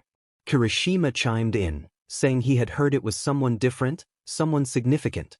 Mina exclaimed her hope that it would be Mount Lady, while Toru teased her about wanting selfies with the hero. Mina defended her excitement, stating that being both an influencer and a hero was a remarkable talent. As the chatter continued, I tuned out a conversation from the faculty hallway 4 floors away. I caught snippets about security details, costume requests, and a showy entrance. The moment I heard that last part, a suspicion formed in my mind. Then the classroom doors swung open with a loud crash. A booming voice announced its arrival with all the subtlety of thunder. Heads turned, all of them. Standing in the doorway, bright and loud, was All Might in his full Silver Age costume, striking a familiar pose. His presence filled the room like a radiant light, causing gasps to ripple through the classroom. Kirishima shouted in excitement, while Kaminari's jaw dropped in disbelief at the thought of him being our teacher. Shiro whispered in awe, questioning if this was even allowed, and Tsuyu murmured her surprise, wondering if he only did guest appearances. Even Ida stood up, expressing how honored we were to have the symbol of peace involved in our education. Everyone was thrilled. Everyone except me. I remained quiet, feeling a weight in my chest. The old me, the Izuku who had spent years dreaming and reaching for something just out of reach, would have screamed with joy at the thought of being taught by the hero he admired most. But that Izuku was gone. This towering figure, who now smiled and waved like a role model, had once looked at me with cold eyes and told me to give up. He had dismissed me without knowing me, pushing me closer to the edge than anything else had. If my quirk hadn't activated just before I hit the ground, I wouldn't be here. No friends. No Yue. No second chance. So, I didn't clap. I didn't cheer. I just looked away. Achiko noticed my silence. Sitting beside me, she gently nudged my elbow and asked if I was okay. I nodded once, but my eyes remained fixed on my desk. All Might stepped forward into the classroom, announcing that he was there not just to inspire but to instruct. He pointed toward the monitor at the front of the room, declaring that our combat training would begin immediately and instructed us to follow him to ground beta. The class erupted in cheers and excitement, rushing to grab their bags and follow him. I stood up slower than the others, feeling a storm of emotions I hadn't yet named. But I walked forward anyway. If I could survive my worst day, I could survive this. Before we left the room, All Might paused near the front, tapping a few buttons on the wall console. A large panel slid open, revealing a small drawer filled with neatly folded suits and gear. He announced that these were our designated costumes based on the requests we submitted before school began, encouraging us to wear them with pride. The class cheered again, rushing forward to grab their respective cases. I watched them all, filled with excitement and hope. I approached my own slowly, wondering what I would find inside. The locker room buzzed with excitement as everyone fidgeted with their costumes, admiring each other's designs. As I stepped out of the changing area and into the light, I caught my reflection in the glass. The suit fit me perfectly, deep blue as the base, accented with streaks of red and a touch of orange tracing along my limbs and chest, drawing attention to my core. Armored plates hugged my shoulders, forearms, and legs, crafted for both mobility and protection. The boots felt solid beneath me, grounding me, while the gloves flexed easily with my fingers. A white cape flowed behind me, the inner lining shimmering softly with teal. It looked regal and powerful, like a hero from a comic book brought to life. I stared at myself for a moment, watching the cape shift slightly as I turned. I hadn't designed this exactly, my draft had been vague and practical, nothing flashy. This felt as if someone had looked into my soul and given form to what I could be, what I should be. Kirishima called out, complimenting my appearance, while Siro added that he hadn't expected this from me. Even Mina whistled in admiration as she spun around in her pink and black gear, acknowledging my transformation. The rest of the class seemed to shine in their hero costumes, making me feel a bit underdressed. I gave a sheepish nod, unsure how to respond to the attention, even if it was positive. As I scanned the room, I noticed Achiko in a glossy pink and black suit with a helmet hanging behind her. Tsuyu's skin-tight green suit accentuated her frog-like features, while Kaminari looked ready for action in his black jacket adorned with lightning bolts. Ida's armor gleamed with engine pipes on his calves, and Bakugo's suit was a fierce display of grenades and aggression, mirroring his personality. Everyone looked like they belonged on a magazine cover or a real battlefield, but my costume felt different. It didn't just shout hero, it whispered, remember who you are. All Might stood at the far end of training field beta, hands on his hips, observing us as we gathered. The large mock urban environment behind him loomed with broken windows, fake rubble, and towering concrete buildings, filling the air with anticipation. All Might clapped his hands once and declared that we all looked splendid, announcing that we were heroes in training, ready for duty. We lined up before him, our eyes wide with expectation, even Bakugo appearing focused, which was a rare sight. He continued, explaining that this was the first true test of our hero potential and that we would be conducting combat training. More murmurs spread through the group, with a few fists pumping in the air and some nervous laughter. He revealed the scenario, an indoor battle where villains had hidden a nuclear weapon in a building, and the heroes had to capture it or defeat the villains. We would be divided into two teams, heroes versus villains. Excitement and nerves surged through us, and I glanced at Achiko, who was bouncing on her toes, clearly eager. All Might stepped forward again, stating that each team would consist of 2 people, and we had drawn lots to determine the matchups. The matchups flashed across the screen, revealing Team A as Izuku Midoriya and Achiko Uraraka, Team B as Katsuki Bakugo and Tenya Ida, and so on. I froze when I saw the pairing me with Achiko against Bakugo and Ida. I felt my heart race. Achiko noticed my unease and asked if I was okay. I replied that I was fine but found the situation ironic. All Might smiled, announcing that Team A would be the heroes and Team B the villains. Bakugo let out a dry chuckle, rolling his shoulders and cracking his neck, confident that it would be over quickly. He didn't even glance my way, his familiar contempt palpable. Ida adjusted his glasses, standing tall and polite, stating that he would fulfill his villainous duties to the utmost of his ability and encouraging me to do my best. But Bakugo was already striding toward the building, snorting dismissively and telling Ida not to get in his way. He threw a mockingly sweet comment over his shoulder, telling me to try not to cry this time. I remained silent, my gaze fixed on Bakugo until he disappeared into the building. Achiko frowned, sensing the tension. She reassured me that I didn't have to prove anything to him, but I insisted that I was not proving anything. I was showing him he didn't control me anymore. When I turned to All Might, I noticed a flicker of understanding in his eyes, as if he knew something was brewing beneath the surface. All Might cleared his throat and instructed Team A to report to the monitor room, giving us 10 minutes to plan our approach before entry, while Team B had 5 minutes to set up their defense. Achiko and I nodded and made our way toward the monitor building, my cape fluttering behind me. As I passed All Might, he quietly remarked that I had grown. I didn't respond, I didn't need to. Inside the dim glow of the monitor room, I stood before the screen, my eyes rapidly processing information. Achiko hovered beside me, shifting nervously as she glanced between the blueprint and my face. I was completely still, muttering about every corridor, wall, and stairwell. I calmly explained that I had scanned the entire structure and noted that Bakugo and Ida were on the 4th floor, with Bakugo positioned in the west wing, likely anticipating a direct confrontation, while Ida was guarding the bomb in the top central chamber. Achiko blinked in surprise, asking how I had gathered all that information. I explained that I had used X-ray mode while the countdown was starting, revealing their placements and movements. Ida was guarding, while Bakugo was hunting, eager for a fight. When she asked what we should do, I turned to her and suggested she enter through the eastern access, using her quirk to float down silently and secure the weapon. I would create a distraction to draw their attention away. She hesitated, concerned about me going in alone, but I assured her that I would let Bakugo come to me. All Might's voice rang through the speakers, announcing that the heroes could now enter the battlefield. Without a word, I turned and walked toward the heavy doors, which opened with a mechanical hiss. As I stepped inside, the halls were dark, dust floating in the air, and fake debris scattered across the tile. My boots echoed with each step, and the air was still, yet thick with tension.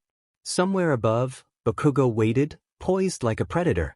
Suddenly, Bakugo's voice shattered the silence, calling my name with a fierce intensity. An explosion erupted from above, and he dropped through the ceiling, ready for a fight. I stood my ground, unflinching as he landed, a shock wave of heat and force radiating outward. Bakugo grinned, taunting me with a wild look in his eyes.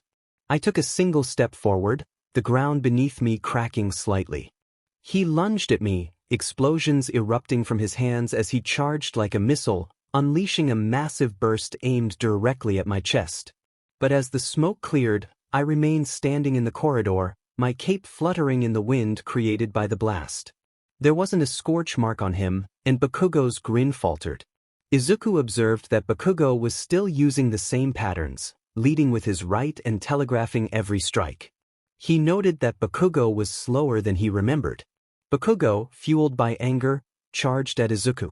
In a blur of motion, Izuku planted his hand firmly on Bakugo's chest, using raw force without any quirk or wind-up.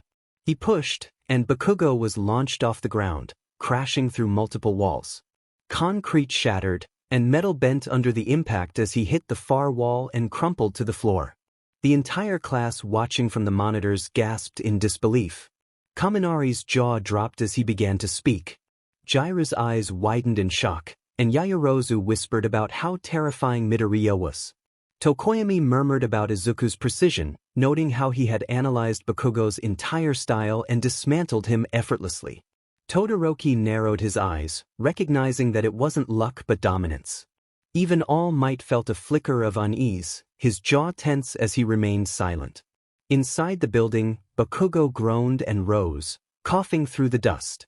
He fired off a desperate blast to gain height, launching himself back at Izuku, rage boiling in his eyes.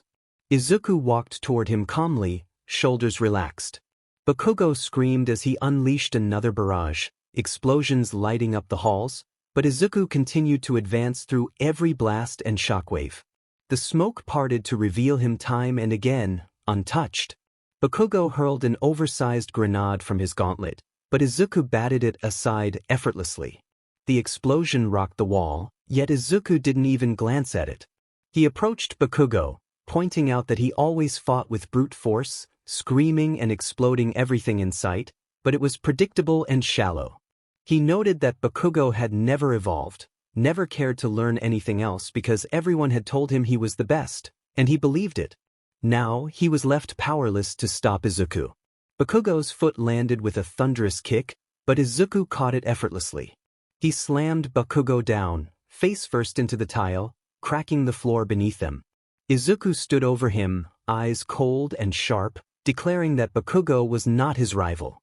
Bakugo growled, pushing up with one arm, teeth gritted, demanding to know if Izuku thought he was better. Izuku replied with certainty that he knew he was. He turned away, allowing Bakugo to slump against the wreckage of the floor. From the upper floor, Achiko's voice rang through the comms, announcing that she had secured the weapon and the mission was complete. All Might's voice buzzed through the speaker, declaring that the hero team had won. The monitor room erupted in murmurs of awe. Tsuyu tilted her head, questioning if Midoriya was supposed to be nice. Kirishima scratched the back of his neck, commenting that it wasn't just a win, it was a demolition. Mina added that he hadn't just defeated Bakugo, he had broken him. All Might stepped away from the screen, his smile gone and posture rigid. The training had ended. The simulated city lay in quiet ruin, walls scorched and ceilings broken, remnants of a battle that had clearly left an impression on everyone present. Silence lingered as the last echoes of All Might's voice faded, his words hanging in the air like settling dust. Students filtered out one by one, gathering in small groups, their eyes drawn repeatedly to Izuku Midoriya, who stood quietly beside Achiko. His posture was relaxed, yet the intensity of his earlier actions clung to him like a shadow. His hero costume, only slightly scuffed, caught the light filtering through the wide windows, giving him an almost unreal appearance compared to the more heavily bruised and battered students. Bakugo walked off first, his boots striking the floor sharply with each step.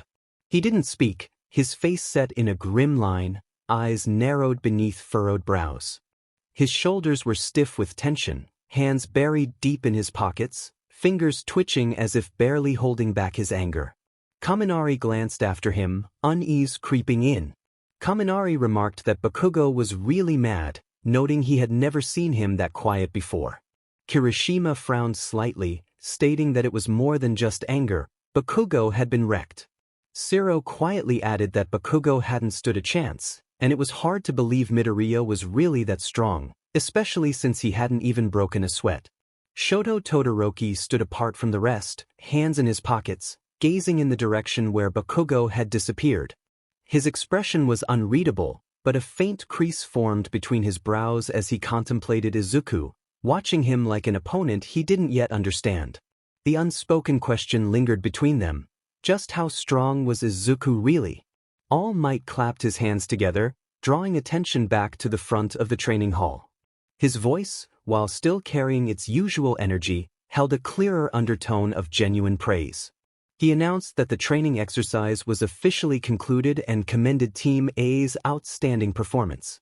There were nods and quiet murmurs of agreement, but almost everyone's eyes shifted toward Izuku once again. He stood still as the words washed over him, giving nothing away in his expression except a slight nod of acknowledgement. Achiko, standing beside him, rubbed her arm awkwardly but smiled, her cheeks flushed. She suggested they had just gotten lucky, though it was clear no one really believed that. Mina leaned toward Toru, both girls whispering behind slightly cupped hands. Mina admitted that Midoriya was really cool, recalling how he had walked through Bakugo's explosions without flinching. Toru giggled softly, expressing her surprise at how Izuku hadn't even dodged. Tsuyu blinked slowly, tilting her head in her calm manner, noting that Izuku was not just strong but steady, as if he already knew how it would end. Yaoyorozu stepped closer, her tone serious as she adjusted her costume gloves. She remarked that it wasn't just raw power, Midoriya's strategy had been precise, directing Uraraka perfectly while controlling the entire situation himself. That level of awareness isn't something you learn overnight. Even Jiro, who rarely got flustered, tapped her earjacks thoughtfully, contemplating the quiet demeanor of some classmates. As the students continued to talk, All Might's voice softened, directed specifically at Izuku. He praised him for his excellent composure and restraint during training, acknowledging the hard work he had put in. It was a textbook example of what it meant to be a hero. Izuku didn't look up right away. He simply nodded, hands relaxed by his sides, his eyes lowered slightly as though he was considering something far away. He expressed his gratitude to All Might quietly but clearly. If anyone had expected an excited outburst from him, it didn't come. There was no shining grin or triumphant shout, just calm acceptance. Behind him, Achiko glanced over, sensing the difference in him but choosing to remain silent for now. The class slowly began to break up, students heading toward the locker rooms to change back into their uniforms. Their chatter followed them like a low tide of energy and curiosity still swirling around Midoriya's performance. The atmosphere was steady and respectful, a recognition of something beyond ordinary. As Izuku walked at the back of the group, eyes lowered, he caught snippets of conversation with his enhanced hearing.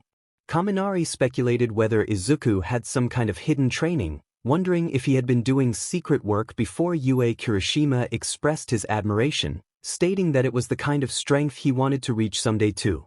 Shoto remained silent, falling a few paces behind the rest, his eyes flickering toward Izuku once more. At the front, All Might stood watching them leave, his smile dimming slightly as his thoughts turned inward. The next morning carried a strange quiet as Izuku walked toward Yue's main gates, hands in his pockets and bag slung over his shoulder. He noticed a crowd of reporters gathered outside the entrance, complete with camera crews, microphones, notebooks, and even drones hovering overhead. As he approached, the sea of adults turned their attention toward him, as if he had stepped into a spotlight. One of the reporters called out to him, and in an instant, they surrounded him. Microphones were moved forward, cameras flashed, and questions were thrown from every direction. The voices overlapped, and Izuku instinctively took a step back, trying to create some distance between himself and the barrage of inquiries. A microphone bumped against his chin, and he clenched his jaw, glancing toward the school gate for an escape that wasn't there. He muttered under his breath about the overwhelming situation, considering the possibility of legal action against the reporters. Just as he contemplated forcing his way through the crowd, a familiar voice cut through the noise, calm and authoritative. Aizawa-sensei stood there, eyes half-lidded but radiating authority. He approached the crowd, his gaze sweeping over them as if they were an annoyance. He reminded the reporters that they were on school property and warned them about the consequences of trespassing. The reporters backed up, their questions turning into quiet murmurs.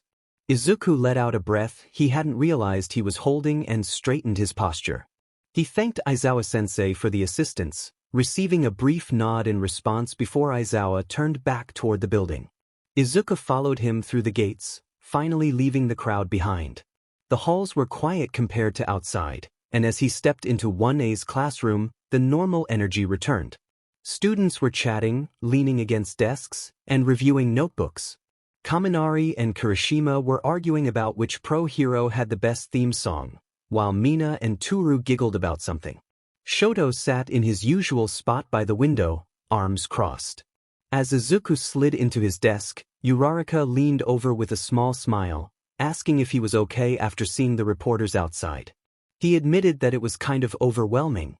Kaminari chimed in, teasing that this was what happened when one became the class golden boy, especially after the fight with Bakugo that had drawn attention. Before the conversation could stretch further, Ida stood up, adjusting his glasses with precise movements. He called for everyone to take their seats, reminding them that homeroom was about to start and they mustn't waste time. Gradually, the students settled down, even Kaminari and Kirishima, who exchanged glances as if wanting to continue their discussion. Aizawa-sensei walked in a few moments later, hands in his pockets and expression unreadable. He greeted the class flatly, acknowledging the media circus outside and informing them that public attention was part of their training to become pro-heroes. There were murmurs in response, and Mina leaned toward Jairu, whispering something that made Jairu roll her eyes in quiet amusement. Aizawa continued, stating that they had something else to settle that day: class leadership. This caught everyone's attention, and heads turned as conversation stopped. Aizawa explained that they needed a class president and a vice president to handle minor administrative tasks, help coordinate class decisions, and represent 1A during official events. Students began looking around at each other, whispering and guessing who might take on those roles. Ida's hand twitched against his desk, as if he wanted to raise it immediately, but he held back. Aizawa raised a hand to get everyone's attention. He explained that they would vote fairly, writing down one name for president and one for vice president, with the stipulation that no one could vote for themselves. Once everyone was finished, they passed their papers forward. As I stared down at my sheet, tapping my pencil against the desk, I contemplated the role of president. It didn't seem like a fit for me. After a moment, I quietly wrote down Ida's name for president and Yaoyorozu for vice president, feeling it was a good choice. When all the papers were collected, Aizawa tallied the votes without changing his expression, flipping through the slips until he reached the last one. He announced the results with a steady voice, declaring Midoriya as the class president. I blinked in surprise, momentarily frozen as my classmates reacted around me. Kaminari exclaimed in disbelief, while Mina expressed her surprise, glancing in my direction. Uraraka clapped her hands lightly, congratulating me, and even Shoto gave me a quiet nod from his seat. I looked up slowly, my mouth slightly open in shock. Ida's expression remained stiff as he processed the news, his fingers drumming lightly against the desk as if he were working through something in his mind. Aizawa continued, reminding us that Midoriya and Yaoyorozu should take their positions seriously and be prepared for extra responsibilities moving forward. I swallowed hard and stood up slowly, feeling the weight of everyone's attention on me. It was strange to be the focus for a reason other than a battle. People had actually chosen me. I admitted that I hadn't expected this but promised to do my best, thanking my classmates as they clapped, some more enthusiastically than others. Kaminari gave me a thumbs up, Kirishima grinned widely, and even Tokoyami offered a small approving glance. As I sat back down, Ida leaned slightly toward me, congratulating me with a composed voice, despite his earlier demeanor. He expressed confidence that I would make an excellent class president. I thanked him, scratching the back of my head, feeling a mix of responsibility and awkwardness. After homeroom, I found myself walking beside Ida in the hallway. The quiet steps echoed as we made our way toward the cafeteria. I glanced over at him, noting how he adjusted his glasses, his posture always stiff and composed. I mentioned that it still felt strange to be class president instead of him. He tilted his head, his sharp eyes behind the lenses focused on me. I explained that he had always been serious about class rules and keeping things orderly, admitting he was more suited for the job. Ida's mouth pressed into a thin line as he responded that leadership was not just about maintaining order, it was also about earning the trust of peers. He acknowledged that our classmates trusted me to represent them, a fact he couldn't ignore. Before I could respond, the sharp blaring of an alarm cut through the hallway, and red lights began flashing along the walls. The steady wail of the siren shattered the calm atmosphere, causing students to pour out of classrooms in waves. The hallways filled with shouting voices and quick footsteps, with people bumping into each other in the chaos. Uraraka's voice came from behind me, asking what was happening. I turned to see her gripping her bag tightly, her eyes wide with concern. Ida's expression narrowed as he instinctively prepared for a drill, explaining that the emergency security system was activated and that UA's alarms were not triggered for minor incidents. This was serious. Tension filled the air as someone shouted about possible villains and another mentioned a breach. Ida noted that at this rate, people could get hurt from the panic. I glanced at him and then back at the crowd, my heart racing. Without thinking, I took a deep breath and raised my voice, urging everyone to calm down, but nobody heard me over the alarm and their own shouting. Frustrated, I activated my quirk, using my enhanced vision to see through the walls. I could visualize the building layers pulling back in my mind, focusing on the source of the breach. I spotted reporters clustered near the front entrance, flashing cameras and microphones in hand. I let out a breath, feeling some tension ease. Just as I was about to cut off my quirk, I noticed someone else standing farther back from the press, near the edge of the property. This figure was alone, not holding any cameras or microphones, simply standing there with hands in pockets, head tilted slightly downward. Something about him set off alarms in my mind. He was detached from the chaos around him. I pushed my unease down, reminding myself to keep calm. I tapped Ida on the shoulder, informing him that the breach was just the press. His eyes widened slightly as he asked for confirmation. I assured him, maintaining a steady voice, that I had seen them and there were no villains, just reporters. Relief flickered in his expression before he regained his composure and turned toward the crowd. He lifted his hands high above his head, attempting to get their attention. However, people were too caught up in their panic to hear him. Uraraka grabbed my sleeve, asking what we should do. Clenching my fist, I stepped forward again, pushing my voice out as hard as I could, declaring that it was just the press and not villains. A few heads turned, and Ida seized the moment, repeating that the breach was due to the press only and that there was no threat to student safety. Please, return to your classrooms in an orderly fashion. Slowly, like ripples in a pond, the students began to calm down. The wave of panic receded as the message spread. They stopped running, some breathing heavily as they exchanged confused glances. Mina looked over at Izuku from a few paces away, her expression questioning. Izuku confirmed that it was just reporters, letting out a slow breath as he stood beside Ida. It was a false alarm. Kaminari leaned against the wall, wiping sweat from his forehead and expressing that it had been too much. Once the situation settled, the red lights stopped flashing and the siren ceased. In the relative quiet that followed, Izuku and Ida shared a glance before heading back to their classroom with the others. As soon as they stepped inside, Aizawa-sensei awaited them, arms crossed and his expression unreadable. His gaze flicked toward Izuku for a moment. Aizawa asked if Izuku had seen what happened. Izuku quietly stepped closer so the others wouldn't overhear and explained that it was reporters, but there was someone else. A man stood outside the gates, not with the press, and something felt off about him. He didn't move, he just watched everything. Aizawa's brow twitched slightly as he processed this information and asked if Izuku was sure. Izuku affirmed he was positive. Aizawa glanced out the window briefly, then returned his gaze to Izuku, acknowledging his observation and instructing him to keep it between them. Izuku stepped back, allowing the others to return to their conversations as if nothing had happened. However, the image of the man standing alone beyond the press remained sharp in his mind. Something told him this wasn't over yet. The faculty room was unusually tense as the evening sun filtered through the tall windows, casting long shadows across the polished floor. Midnight stood near the now damaged gate, her eyes narrowed as she lightly ran her fingers along its surface. Her voice broke the heavy quiet, noting that it looked like it had been erased.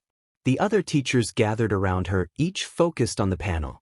Present Mike leaned forward, squinting at the screen and commenting that it wasn't normal, as the system was supposed to log everything without exception. Cementos stood silently beside Snipe, his arms crossed and face stoic. His gaze shifted to Aizawa, who wore his usual tired expression but with a noticeable tightness around his eyes, indicating he was not ignoring the situation. Aizawa finally spoke, his voice low and calm yet carrying weight. He relayed that Izuku had seen someone suspicious outside the school, a figure who was just watching everything. It was possible that this person had caused the damage. Snipe adjusted his hat slightly, acknowledging that a student had spotted something they missed and complimenting Izuku's sharpness. Midnight added that Izuku's abilities were impressive, questioning if there was anything he couldn't do at this point. All Might, standing by the window with his arms crossed and a serious expression, finally spoke up. He noted that Izuku's growth was faster than they expected, with layers to his quirk they were still trying to understand. His abilities included enhanced vision, physical strength, speed, invulnerability, flight, and tactical instinct. But it was his attitude and control that kept him steady. Cementos remarked on Izuku's records, highlighting that multiple abilities layered on top of combat skills were not typical even for elite heroes. Aizawa responded that they would handle it by keeping an eye on him. No matter how talented he was still a student, and they needed to guide him to ensure his power didn't overshadow his judgment. Hound Dog, who had been silent until then, leaned against the doorframe, processing the situation. He pointed out that it was significant that it was Izuku who noticed the suspicious figure first. The room settled into a weighty silence, broken only by the faint buzz of electricity from the panel. Midnight sighed and stepped back from the console, noting the seriousness of the damage. They would have to report this, but she emphasized the need to keep an eye on Izuku, as his talent would attract attention both good and bad. All Might nodded firmly, though his expression remained thoughtful. Aizawa closed his eyes momentarily, as if already planning ahead. Present Mike leaned back with a shrug, commenting that Class 1A was truly the hot spot this year, not just with villains. Aizawa opened his eyes again and stepped toward the door, stating he would inform Nizu and ensure the situation didn't go public, as they didn't need more media swarming the gates. With that, the teachers began to file out, each absorbed in their thoughts. The sun had dipped lower, shadows stretching longer across the polished floors. A faint breeze stirred the air through an open window, but no one seemed to notice. Izuku was sitting at his desk, flipping through some papers Aizawa-sensei had asked him to hold onto when he noticed Momo standing beside him. Her posture was perfectly straight, and her expression was sharp and focused, as though she were preparing for an exam rather than waiting for class to start. Her eyes scanned her notes with quiet intensity, and despite her calm demeanor, she exuded a sense of authority. Izuku tried not to stare but found himself looking a little too long. Momo noticed, of course, and the moment her gaze flicked toward him, he quickly averted his eyes, feeling heat rise in his face. Clearing his throat, he leaned back in his chair, searching for the right words before the silence stretched too far.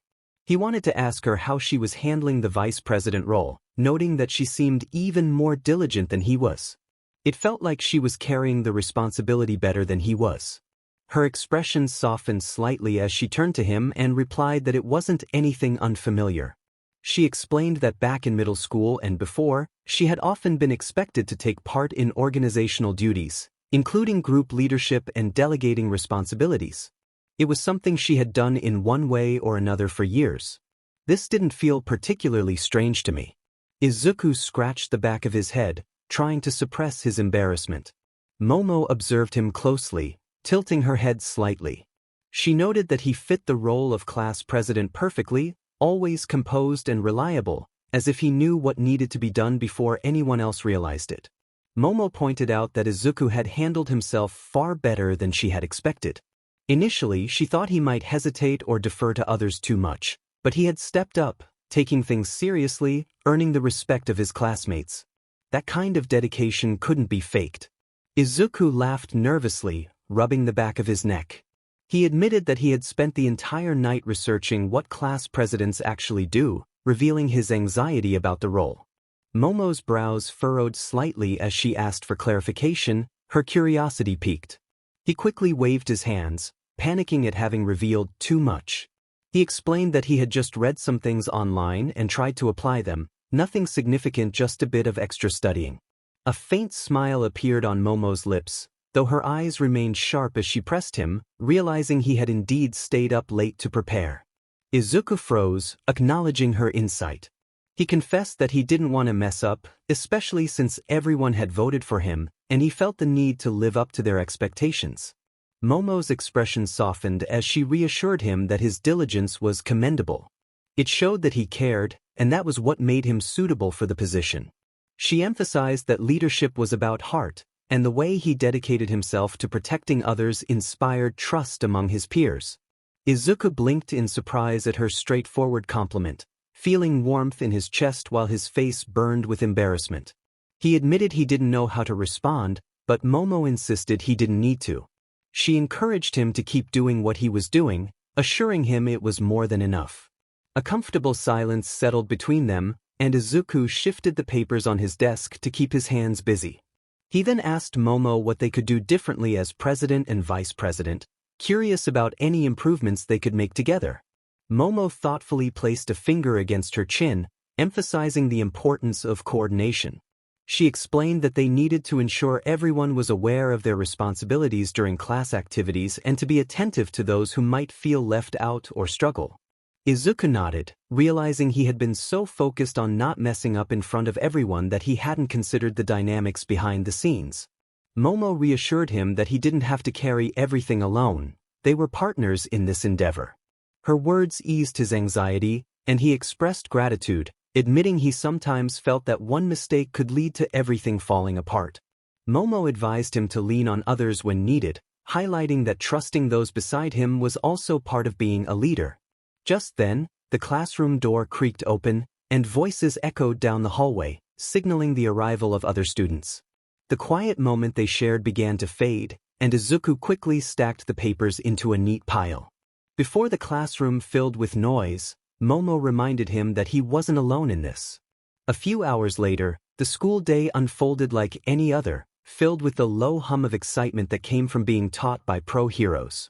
Today's lesson was foundational hero studies, and their teacher, the imposing Eraserhead, had promised something special. His tired voice cut through the chatter as the students gathered, revealing that their training would take place at an off-campus facility. The class froze momentarily, processing the unexpected news. Momo eagerly raised her hand, asking what kind of training it would be. Eraserhead replied that they would find out soon enough, explaining that the facility was designed for rescue operations, disaster relief, and combat simulations. He emphasized that heroes needed to know how to protect civilians in a crisis, which was the focus of their training that day. Excitement rippled through the room. Kirishima grinned, expressing his enthusiasm about seeing what the pros were made of. Ida chimed in, declaring that rescue training was at the core of a true hero's duty and that this was their chance to demonstrate their resolve. Jairu commented on the toughness of the training, smirking as she acknowledged its purpose. The energy in the classroom grew, and even Bakugo leaned back in his chair with a wide grin, eager for something worthwhile. Kaminari nervously laughed, teasing Bakugo about his penchant for destruction and wondering what the training would entail, especially if it involved saving people from a burning building. "You can't exactly just go boom there." Bakugo shot back, his voice dripping with scorn as he turned his eyes toward Izuku. Aizawa narrowed his gaze, his hair floating slightly as if ready to activate his quirk. He warned that if Bakugo couldn't follow orders in the field, he would be in serious trouble. The class quickly quieted, though anticipation lingered in. The bus ride that followed was anything but quiet. The energy was infectious, with students talking over one another, speculating about the facility, the simulations they would run, and who would shine in each scenario. Ida attempted to enforce an orderly seating arrangement, but half the class ignored him. Izuku found himself wedged between Tsuyu on his left and Achiko on his right, their shoulders pressed together in the cramped space. Momo and Ida sat across from them, while Kirishima, Mina, and Kaminari joked loudly a few rows back. Ida leaned forward with a serious expression, reminding Izuku that as class president, it was a great opportunity to set an example and that they must treat the day as if it were a true crisis. Izuku nodded quickly, acknowledging the importance of the moment. He explained that heroes must react quickly under pressure, prioritizing civilians' safety first. However, he stopped abruptly when he noticed Tsuyu leaning her head gently on his shoulder, causing his face to flush. Tsuyu murmured casually, commenting on how warm he was. Achiko, noticing the moment, puffed her cheeks slightly and leaned closer, encouraging Izuku to continue his thoughts about keeping civilians safe. Izuku felt overwhelmed, his mind racing as he tried to focus, but the tension was palpable. Thankfully, the bus soon arrived at its destination, cutting the moment short. The doors hissed open to reveal a massive, futuristic complex, its dome gleaming under the sun. Izuku called for everyone to form an orderly line and prepared to lead his classmates off the bus with more confidence than he felt. As they stepped through the towering doors, they froze at the breathtaking sight before them. It wasn't just one training ground but a vast, domed world filled with meticulously crafted disaster zones. A ship floundered in a roiling flood zone. A dense urban landscape was shrouded in mock smoke. A rocky mountainside dominated one corner, while a barren wasteland stretched in another. Kaminari exclaimed in awe, comparing the scene to a movie set, while Mina clapped her hands together, expressing her excitement. Standing proudly in the center of the plaza was another hero, clad in a sleek black spacesuit with a domed helmet. It was the space hero, 13, who welcomed the students with enthusiasm. The students erupted in awe, recognizing 13's reputation for powerful quirk used primarily for rescue operations. Achiko's face lit up with excitement as she declared 13 one of her favorite heroes. 13 raised a gloved hand modestly and began to explain the nature of their quirk, black hole, emphasizing the responsibility that came with such power. The importance of using it to save rather than harm resonated deeply with Izuku, who understood the dangers of unrestrained strength. However, as 13 concluded their speech, Izuku felt a tightening in his chest. A sense of wrongness crept into the facility, subtle at first but growing sharper, gnawing at his instincts. He turned to Aizawa, urgently expressing that something felt off. Aizawa's sharp eyes darted toward him, calm yet chilling as he asked what Izuku sensed. Before Izuku could respond, the lights flickered, and a strange buzzing filled the air, resonating in his bones. A dark mist began to swirl in the central plaza, coalescing into a towering, purple-black vortex. Students gasped as the black fog expanded, growing taller and denser until a gateway split open in its center.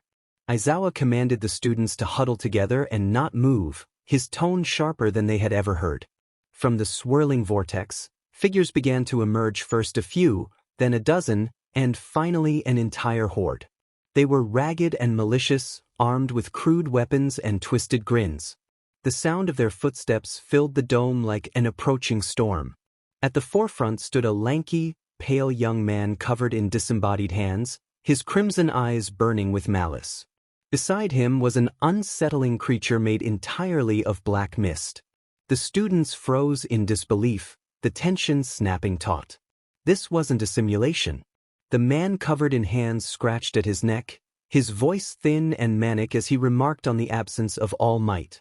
His gaze locked onto Izuku, narrowing with disdain as he questioned where all might was, hinting at a sinister intent.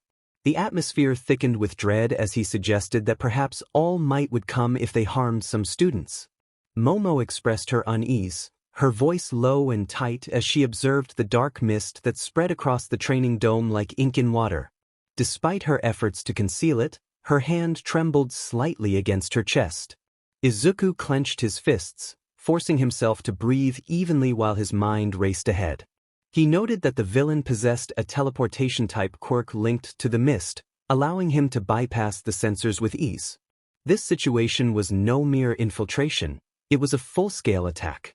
As the mist coalesced into a humanoid shape, a voice emerged, smooth yet unsettling. Kurogyri, the smoky villain, apologized for the intrusion, mentioning that they had heard All Might would be present and politely inquired about his whereabouts. However, the false civility was shattered by a rasping laugh from another figure, who scratched at his neck until flecks of red appeared between his fingers.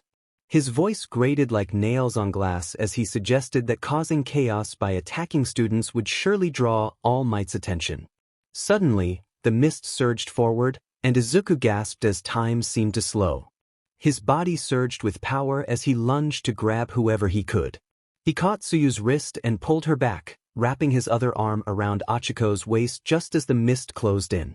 He shoved Ida away from the encroaching fog, brushing against Kirishima's shoulder just in time to pull him out of danger. Kaminari, Momo, and Tokoyami were close enough that he managed to hook his arms around them and yank them to safety.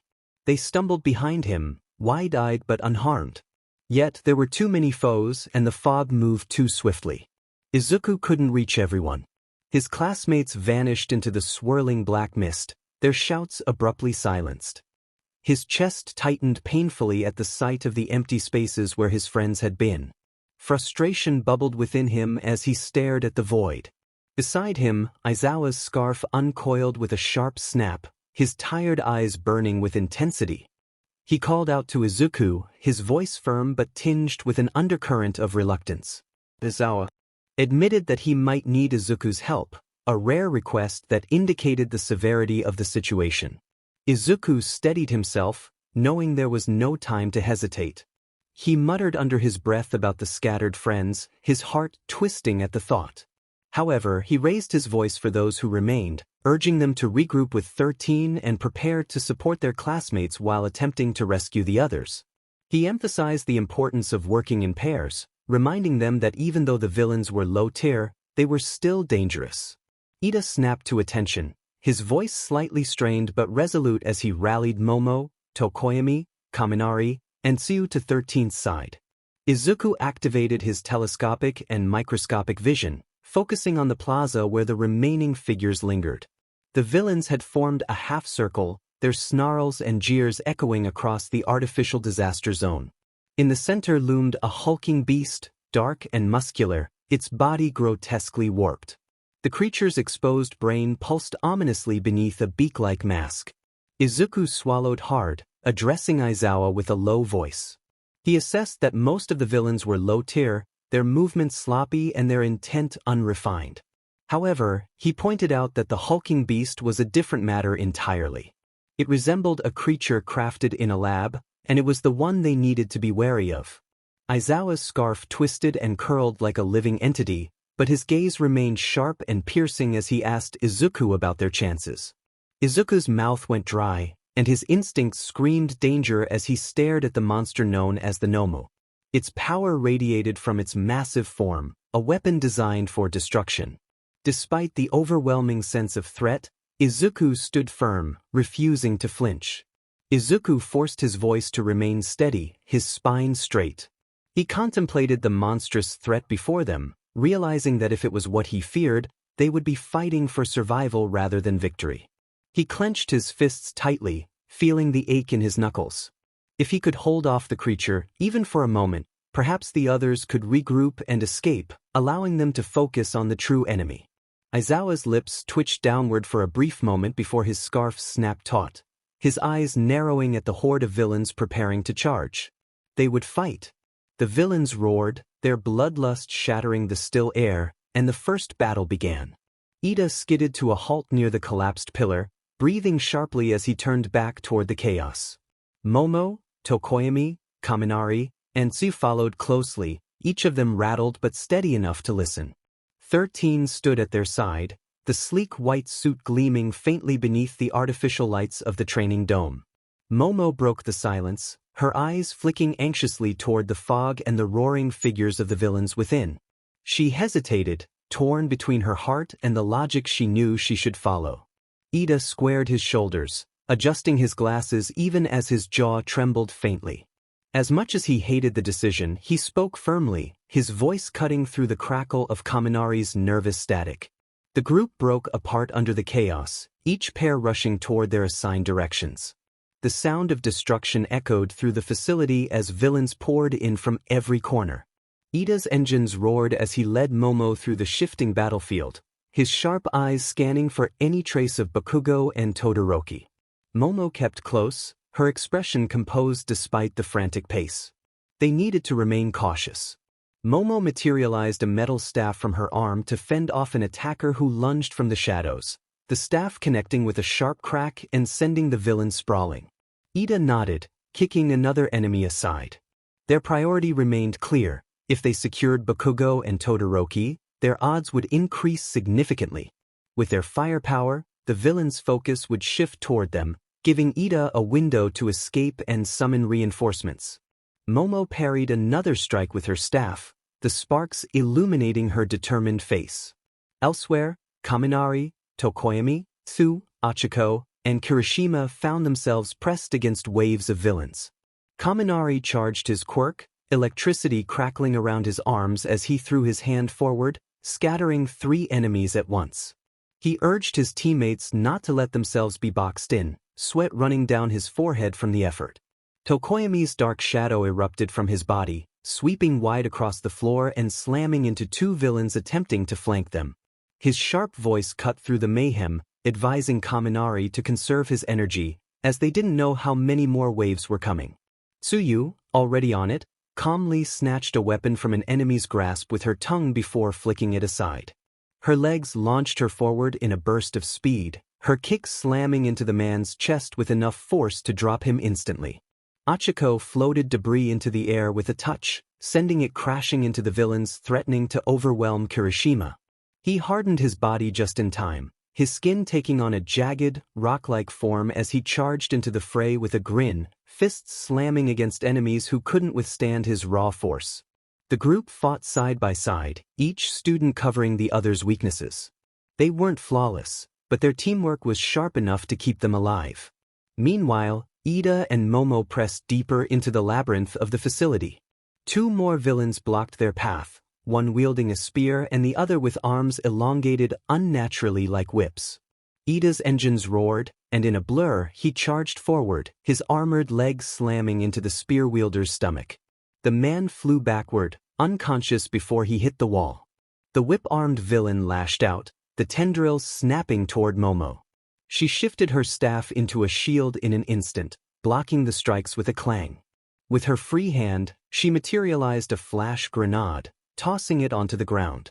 The burst of light blinded the villain long enough for Ida to dash past and strike him down with a decisive kick.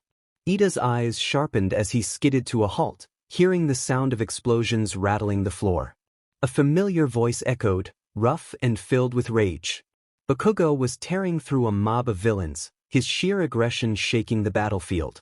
Todoroki stood beside him, one half of his body encased in frost, creating a battlefield of contrasts with ice walls and spikes cutting down every opponent in their path. Momo's eyes lit with relief as they found their allies. Bakugo turned at the sound of Ida's engines, his furious expression softening just slightly upon realizing who it was.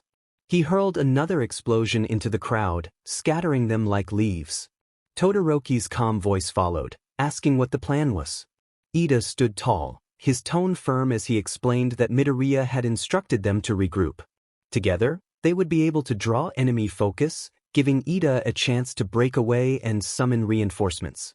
Bakugo scoffed but smirked despite himself, acknowledging Midoriya's foresight. Momo stepped forward, materializing a bow and firing an arrow that struck a villain trying to flank Bakugo. They needed to move quickly. The longer they stayed, the more would come. Without hesitation, the four surged into coordinated battle. Bakugo blasted forward, explosions ripping through enemy ranks, his aggression tearing apart anyone foolish enough to stand in his way.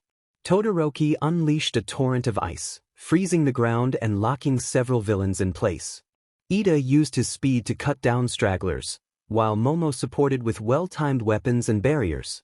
The battlefield became a storm of ice and explosions, their combined force so overwhelming that even seasoned villains faltered. Bakugo laughed maniacally as he sent a man flying, reveling in the chaos. Todoroki glanced at Ida mid-battle, urging him to go while they kept the enemies occupied. Ida hesitated only for a moment, then nodded, ready to fulfill his role in their plan. "I leave this in your hands." His engines roared to life, and in a blur of motion, he shot away from the battlefield, his path clear thanks to the chaos his classmates unleashed. Behind him, Momo, Bakugo, and Todoroki stood their ground, their combined might holding back the endless waves.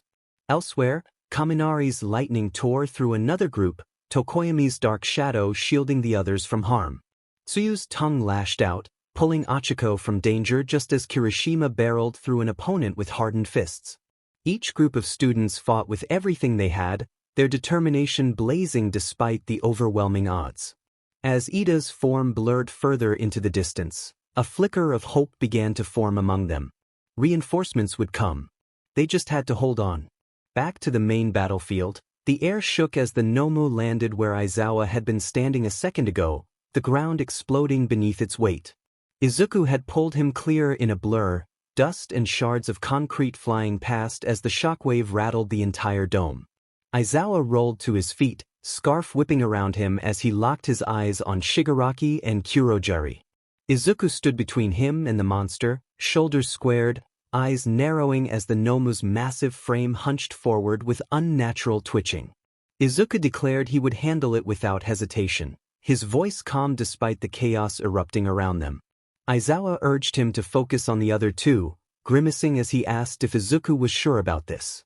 Izuku glanced back with the faintest grin, affirming he was positive and adding that he was going to tell Aizawa the same thing: he shouldn't get himself killed. Before Aizawa could respond, the Nomu lunged. Its speed was monstrous, its bulk cutting through the air faster than most pro heroes could track. But Izuku's senses flared instantly. In a flicker of motion he moved, gripping the creature's wrist mid-swing. The impact sent a gale across the field, wind blasting outward. The Nomu snarled, its eyes blank with primal fury as it threw its other fist forward. Izuku's free hand snapped up, catching the blow in his palm. The sheer force cracked the earth beneath his feet, rubble flying in every direction. Izuku tightened his grip and twisted, hurling the Nomu over his shoulder. The monster slammed into the ground with enough force to crater it but bounced back up as if nothing had happened, its regeneration knitting together the damage instantly.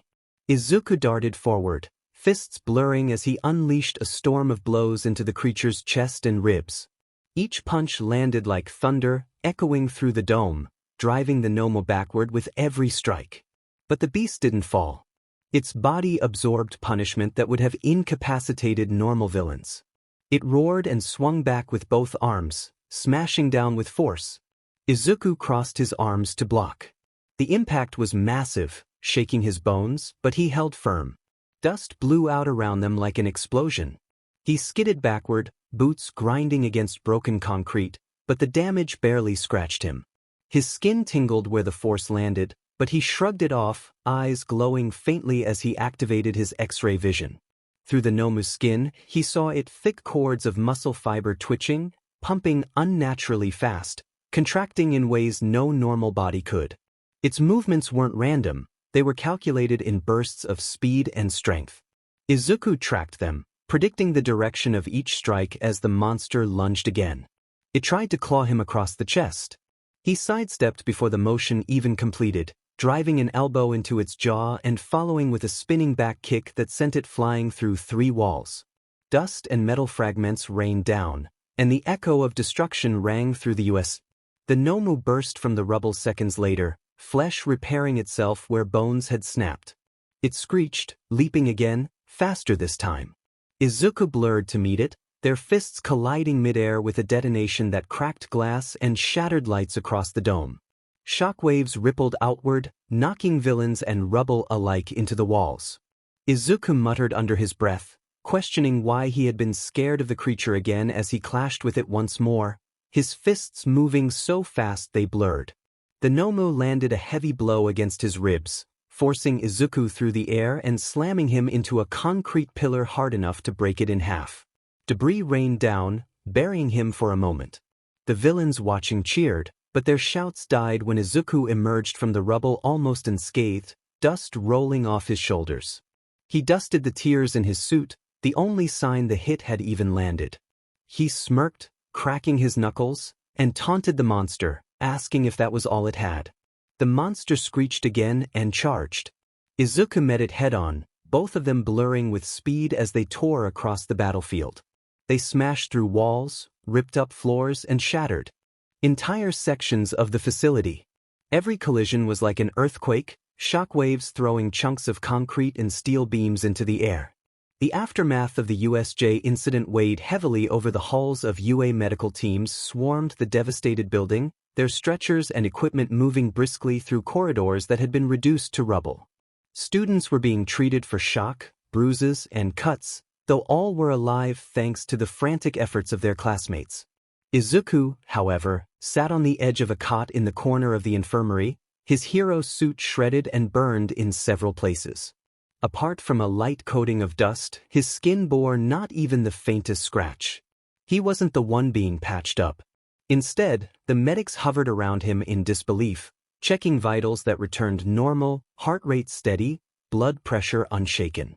One medic whispered that his durability bordered on impossible, and yet there he was, sitting calm, occasionally smiling at his classmates to reassure them while the others groaned in pain. All Might paced back and forth across the room like a caged beast, his large frame taking up most of the space. His jaw was tight, his eyes shadowed with guilt. At last, he stopped and turned sharply toward Aizawa, his voice deep and demanding, questioning how Aizawa could let Izuku face such a monster. The words cut through the air, silencing the chatter of the room. The teachers who had gathered Nizu perched calmly on a chair, Recovery Girl with her cane, Present Mike leaning against a wall, Cementos standing near the window, Midnight crossing her arms, Snipe with his hat tipped low, all turned their attention toward Aizawa. Toshinori's fists trembled. He had seen the footage, had watched Izuku take on the Nomu alone.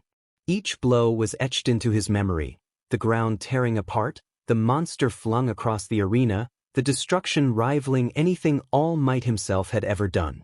And the boy hadn't flinched. Not once. Aizawa, his arm bound and face pale from exhaustion, met All Might's gaze steadily. His scarf hung loosely around his shoulders, dirt still smudging his skin.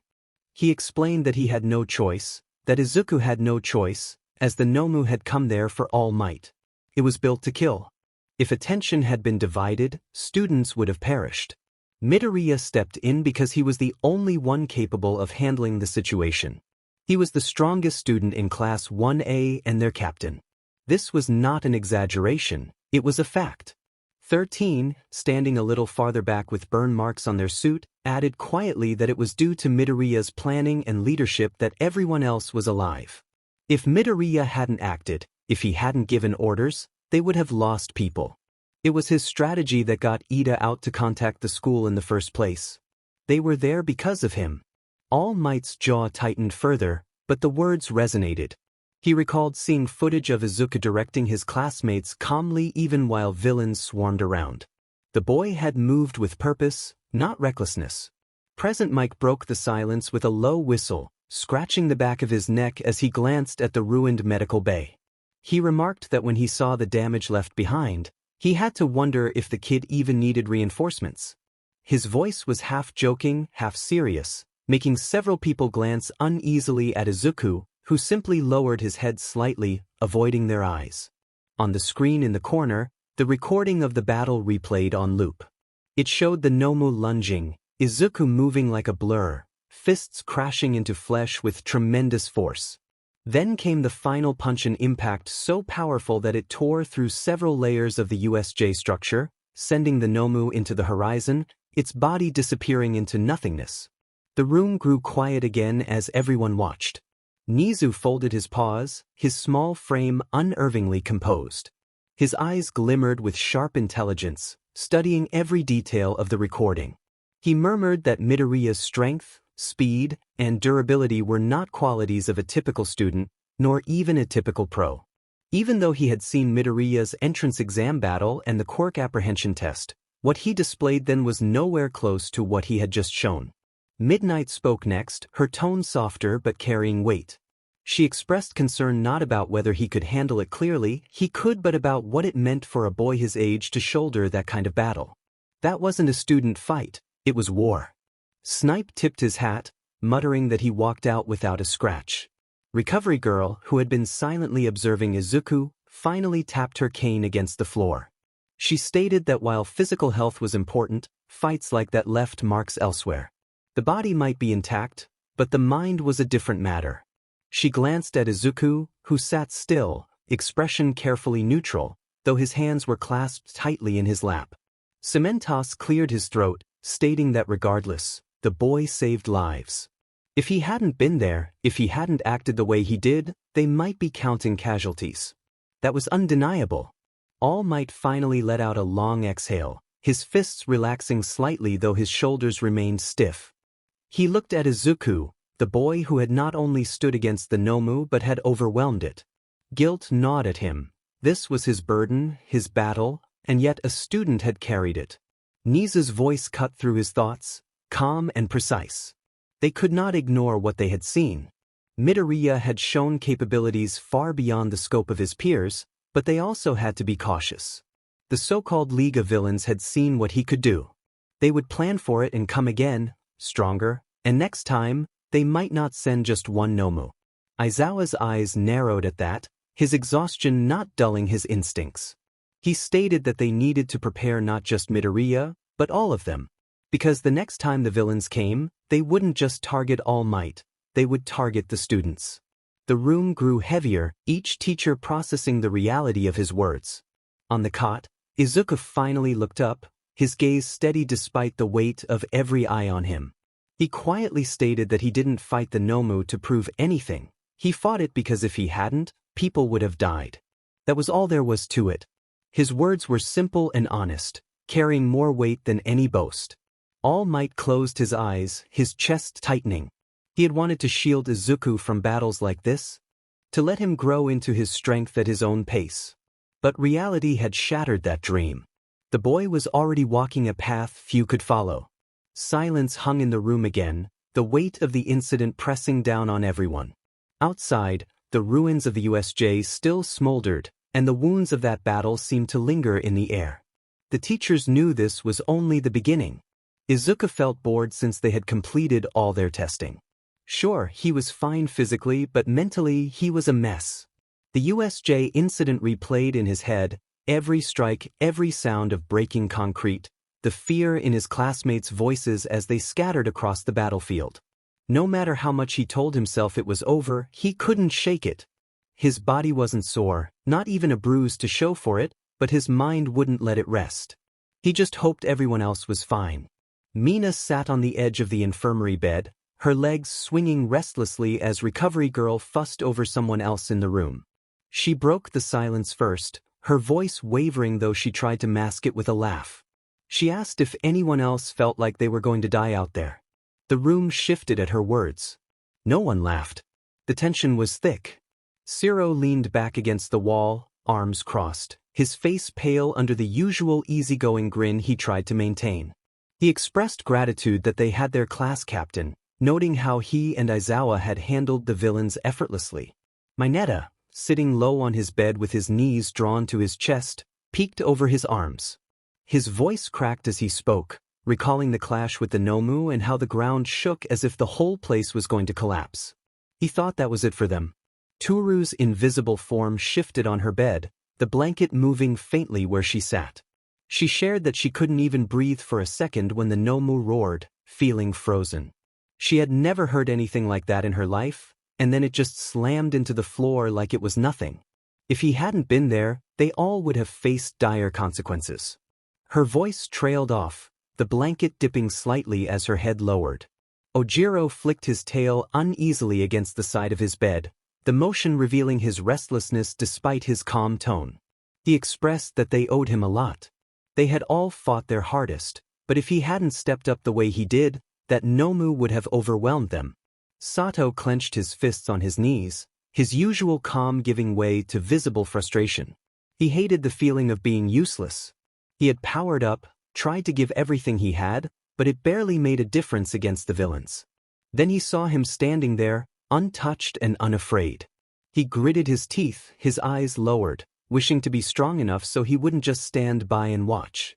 Shoji nodded slowly, wrapping his multiple arms around himself as if seeking comfort. His deep voice rumbled low, stating that it wasn't weakness to rely on someone stronger in the moment. He understood Sato's feelings, having shielded as many people as he could, yet even he felt like he was holding back a flood. That person had given them a chance to survive long enough to do their part, and that was significant. Jairu, leaning against her bed frame with her ear jacks twitching faintly, sighed. She had never felt so small. Trying to keep track of everything amidst the chaos, the noise and fear had overwhelmed her. She would glance over and see him standing in the middle of it all, seemingly unafraid. How could he not be scared? Her legs had shaken the entire time. Aoyama, lying dramatically with one arm draped across his forehead, added with a quivering laugh that didn't hide the fear in his voice.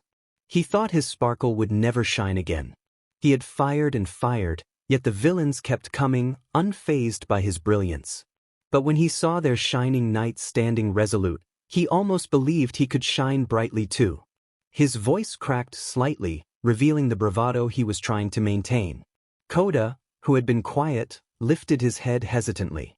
His voice was soft, almost swallowed by the room. He felt the fear of his animals. They had been scared and reluctant to approach. Yet he had made them help, even just a little. Still, he couldn't stop thinking about what would happen if they got hurt because of him. His fists clenched tightly as he whispered that the one who had acted without hesitation was their ally. Mina rubbed her arms, goosebumps rising at the memory. When the Nomu had struck him, her heart had stopped. It was like watching someone get crushed by a train. But then he had walked through it as if it were nothing. Who could do that? Sometimes it felt like he wasn't even human. Zero leaned forward, his voice firmer now. He insisted that he was human, and that was what made it even crazier. He was one of them, wearing the same uniform, attending the same school, and sharing the same age. But he had stood there and taken everything, not for himself, but for them. That was what made him both intimidating and inspiring. Turu's blanket shifted again, as if she were nodding. She had been sure she was done for when a villain charged at her, and she froze. Then he had appeared, blocking the threat as if she wasn't in danger at all. She didn't think he realized how much that meant to her. Shoji rumbled quietly, his voice steady. He knew that their ally wouldn't be fighting so hard if he didn't care about each of them. That was why he had gone to such lengths against the Nomu, not just because he could, but because he refused to let them be taken. The room fell quiet for a moment. Even Mineta, usually quick to complain or say something selfish, stayed silent, staring at the floor. Finally, he muttered that they needed to get stronger too, so it wasn't just him carrying everything. If villains like that came again, they couldn't rely solely on him. They would all be in danger if they didn't step up. Sato gave a firm nod, declaring that next time, he wouldn't be standing on the sidelines. They couldn't let it all fall on him. He was strong, but he was still just one person. Mina cracked a small grin despite herself, acknowledging that they had a significant bar to catch up to. Jairu smirked faintly, plugging one earjack into her hand. If he could stand against something like that, then maybe they could at least stand tall too, even if it was just a little at a time. The uneasy silence faded slightly as the weight of their shared fear shifted into determination, however shaky it still was. Izuku dragged his feet across the hallway, the dull ache of the fight still clinging to him like a second skin. Every echo of his footsteps sounded louder than it should have. His head buzzed with their voices, the things they said in the recovery room when they thought he wasn't there. They were grateful but wary, perhaps even a little scared. He couldn't blame them. He had thrown himself at the Nomu as if he were more than just a student, and in doing so, he might have put the entire class in danger. The thought hit him hard. Should he leave Class 1A? Would that make things easier for them? With the kind of strength he had just shown, he wasn't just a student anymore. He was a beacon, a target that villains would chase without hesitation. But deep down, he already knew what they would say. They wouldn't let him walk away. They would refuse, not out of fear, but because they were his classmates. They were stubborn like that. He stopped at the infirmary door, the light spilling from inside painting the hallway a pale color. Shoto and Bakugo had already recovered. The fight hadn't left them broken, but it had tested them probably more than they wanted to admit. They had taken on the bulk of the villains, drawing them away so Ida could run and the others wouldn't be overwhelmed. He owed them, no matter what history lay between them. He slid the door open. They both looked up at the sound, Shoto sitting near the window with his arms crossed, while Bakugo leaned against the wall, arms stuffed into his pockets. Their eyes conveyed everything they had been waiting. He came to thank them, the words leaving his mouth heavier than he expected. Shoto shifted slightly, his gaze turning away toward the glass as if the outside world was more interesting. He insisted that there was nothing to thank him for. They were merely distractions. His tone was flat, almost dismissive, but a brief pause in his voice revealed he didn't mean it entirely. Bakugo snorted, pushing off the wall with a click of his tongue, asserting that those extras weren't worth the effort. He added that Izuku should be thanking himself for turning that Nomu into a mere plaything. His eyes narrowed, sharp as knives. But he warned Izuku not to think for a second that he was impressed. Izuku exhaled slowly, the air between them thick and heavy with silence. He let his gaze drift from one to the other, forcing himself to voice the thoughts that had been gnawing at him. He noted that they had both seen his fight from start to finish. They didn't respond immediately, but the silence spoke volumes. Shoto's eyes slid back to him, unreadable, while Bakugo folded his arms, waiting for what would come next.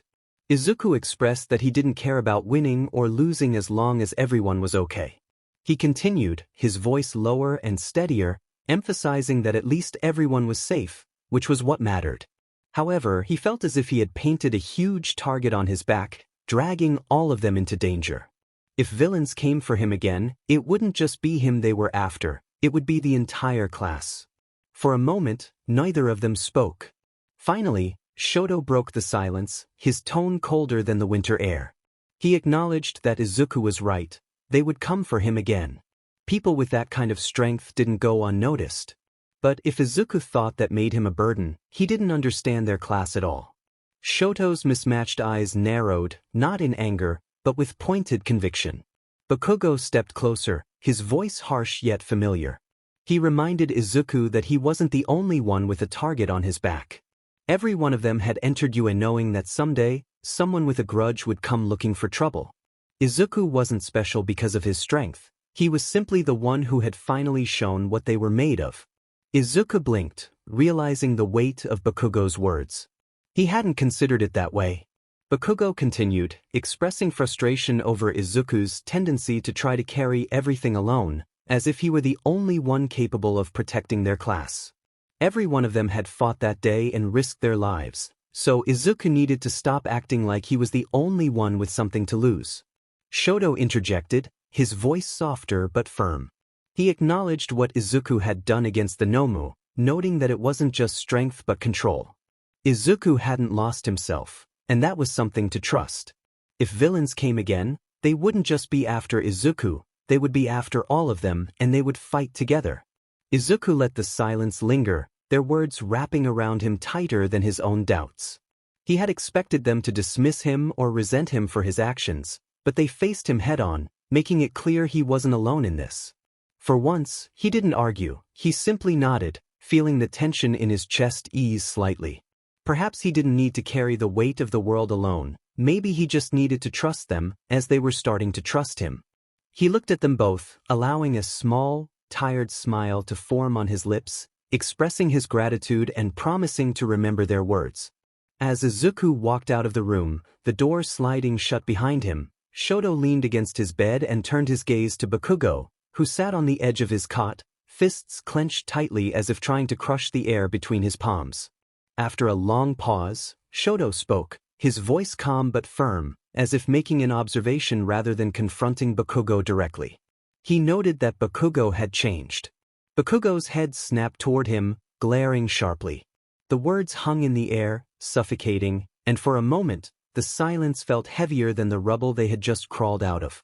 He growled, demanding to know what Shoto was talking about, his teeth gritted as if every syllable was an effort to contain his anger. Shoto didn't flinch. He regarded Bakugo with the same detached yet piercing gaze.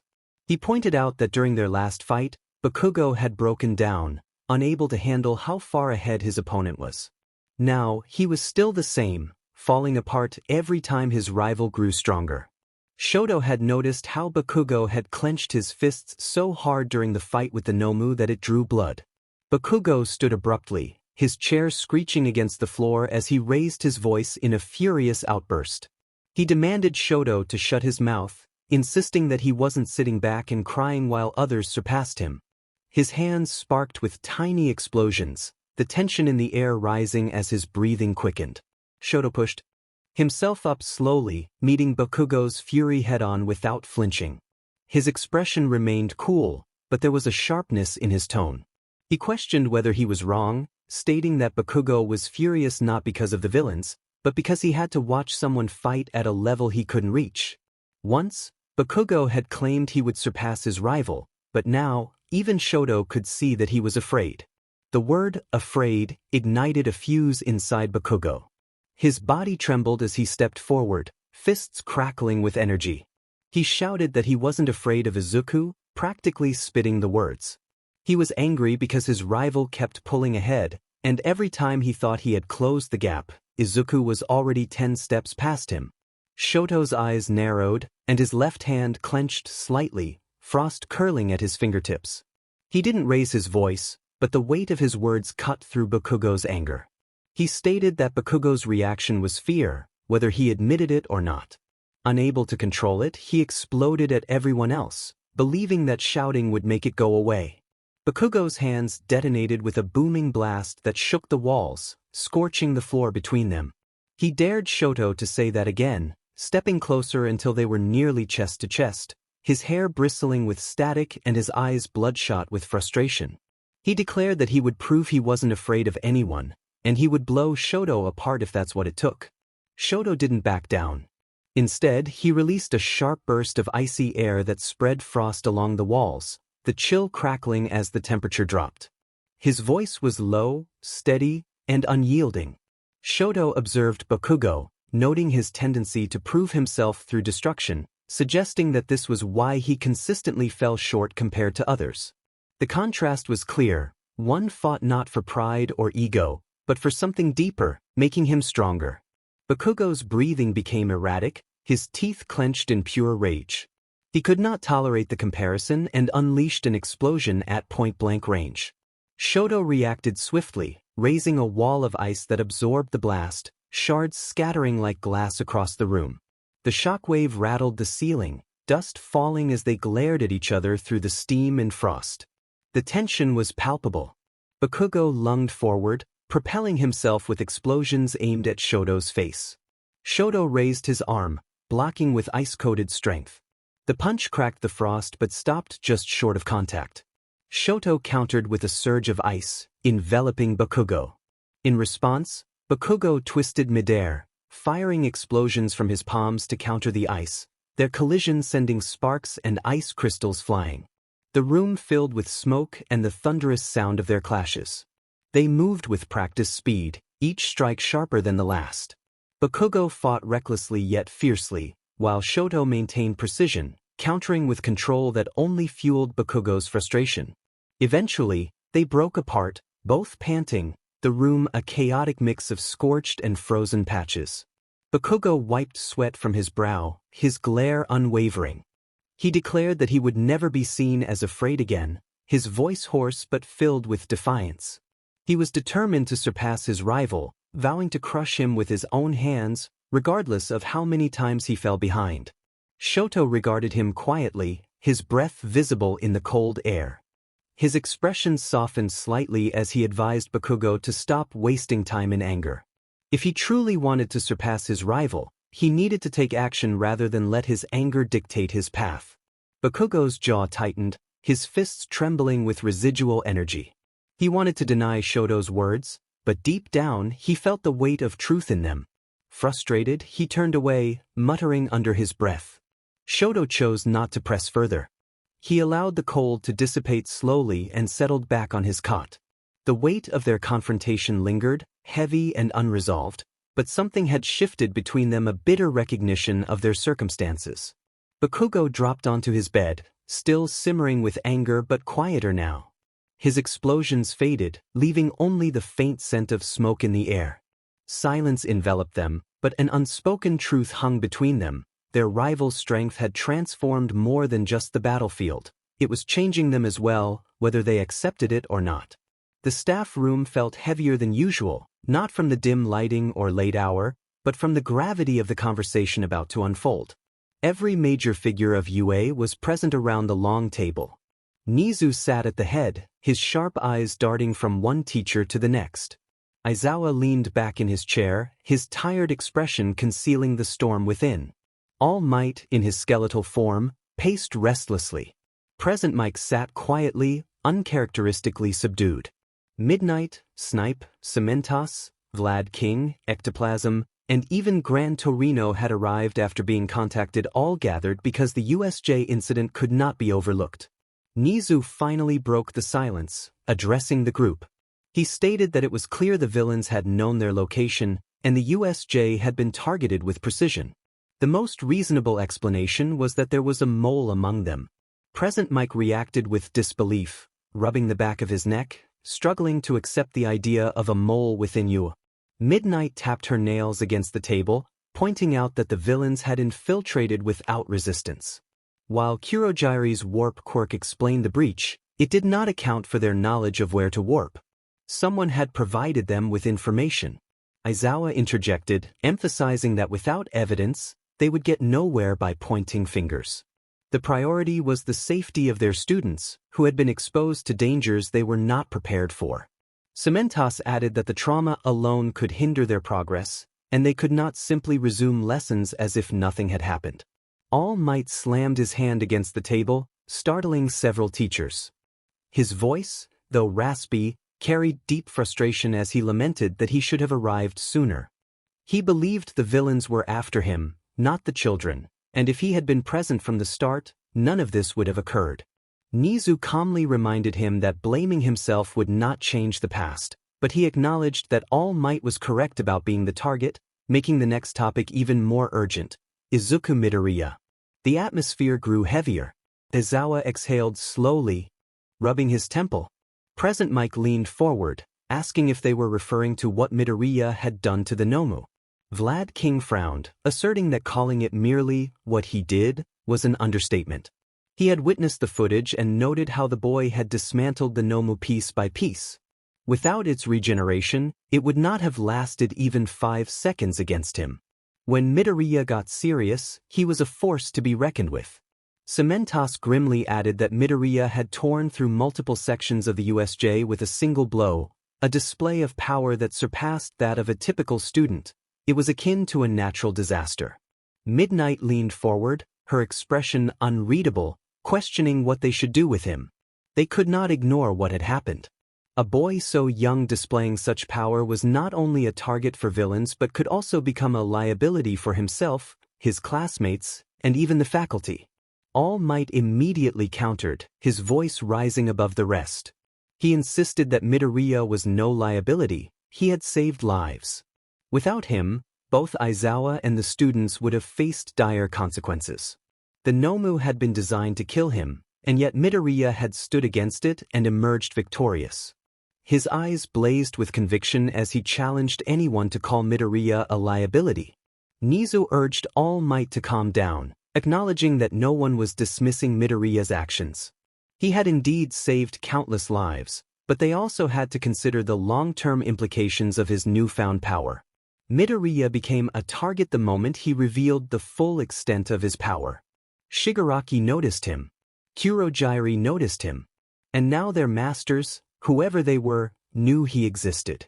That changed everything. Snipe finally spoke, his southern drawl cutting through the tension. He noted that the boy had the eyes of every villain in the country on him now, and there was no way around it. The question was how to protect him and, more importantly, how to prepare the rest of Class 1A, who would also become targets. Gran Torino, who had been quiet until now, grunted in agreement. He acknowledged that the kid was reckless but sharp. He had Aizawa's back, kept his classmates focused, and even tricked the villains into chasing others so Ida could escape. He wasn't just strong, he thought like a hero. However, Gran Torino narrowed his eyes, expressing his skepticism about such strength being contained in one boy. He questioned what Midoriya's quirk really was. That question sent murmurs through the room. Midnight folded her arms and remarked on the boy's impressive abilities: strength, speed, durability, flight, heightened senses, energy output. If she didn't know better, she would have said he had multiple quirks. Cementos muttered that it was impossible, unless someone had engineered him. Aizawa cut in with a cold voice, expressing his discomfort with speculation without proof. He pointed out that Nomu wasn't natural, and what if Midoriya wasn't either?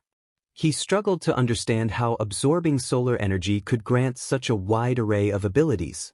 The suggestion hung in the air, causing even All Might to hesitate, his face tightening. He firmly stated that Izuku was not like that creature, although his tone was strained. He had spoken to the boy and believed he wasn't artificial. Nizu tapped the table lightly, silencing the room. He stated that whether engineered or not, the reality was clear: Midoriya had abilities far beyond a normal first-year student. They needed to decide how to guide him from that point onward. Hiding him was not an option, and suppressing him would only lead to instability. However, letting him run unchecked could be dangerous. Vlad King clenched his fists and suggested training him harder. If the villains already saw him as a threat, then they should let him be one. It was better to have a weapon that fought for them than a scared child holding back. Midnight sharply responded that it was dangerous talk, reminding everyone that he was still a teenager. Pushing him too far could risk breaking him before the villains even got the chance. Izuku dropped onto his bed and stared at the ceiling, his head spinning. A date? Why had he even agreed? His mouth had moved faster than his brain, and now he was stuck.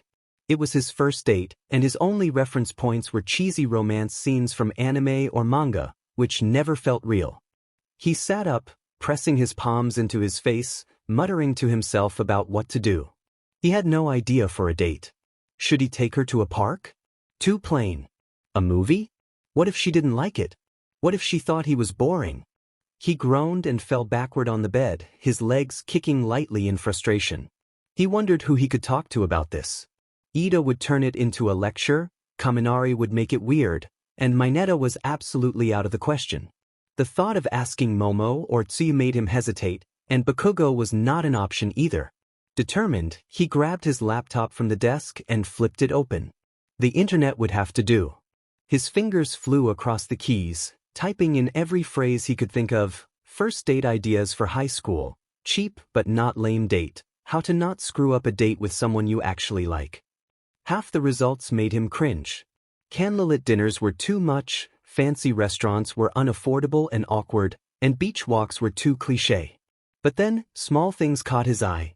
Cafes, bookstores, amusement parks, something fun and light, not too heavy. He muttered to himself, trying to think.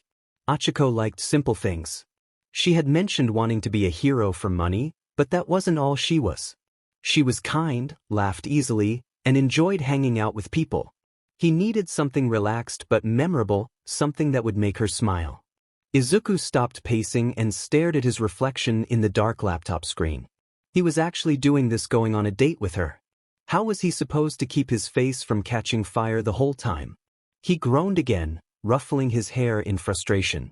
Meanwhile, Achiko sat at her desk, legs pulled up onto the chair, hugging a pillow against her chest. Her cheeks still burned from earlier when she realized she had actually asked him out. Her heart raced just thinking about it.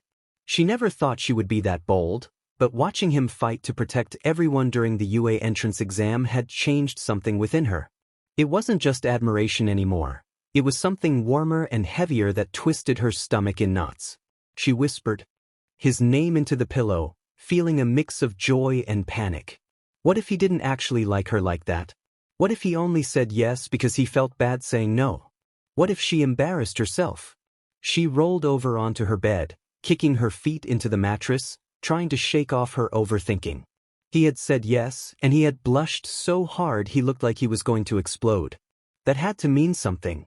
She sat up, chewing on her lip, contemplating where they should go. Should she wait for him to decide? He was probably freaking out right now, always so serious about everything, but also kind of a dork, which was cute. She hugged the pillow tighter, burying her face in it. Should she ask for advice? Mina would definitely have ideas, but she would never let her live it down. 2 or 2. If she asked them, the whole class would know in an hour. No way. And she couldn't ask Tsuyu. She probably felt the same way.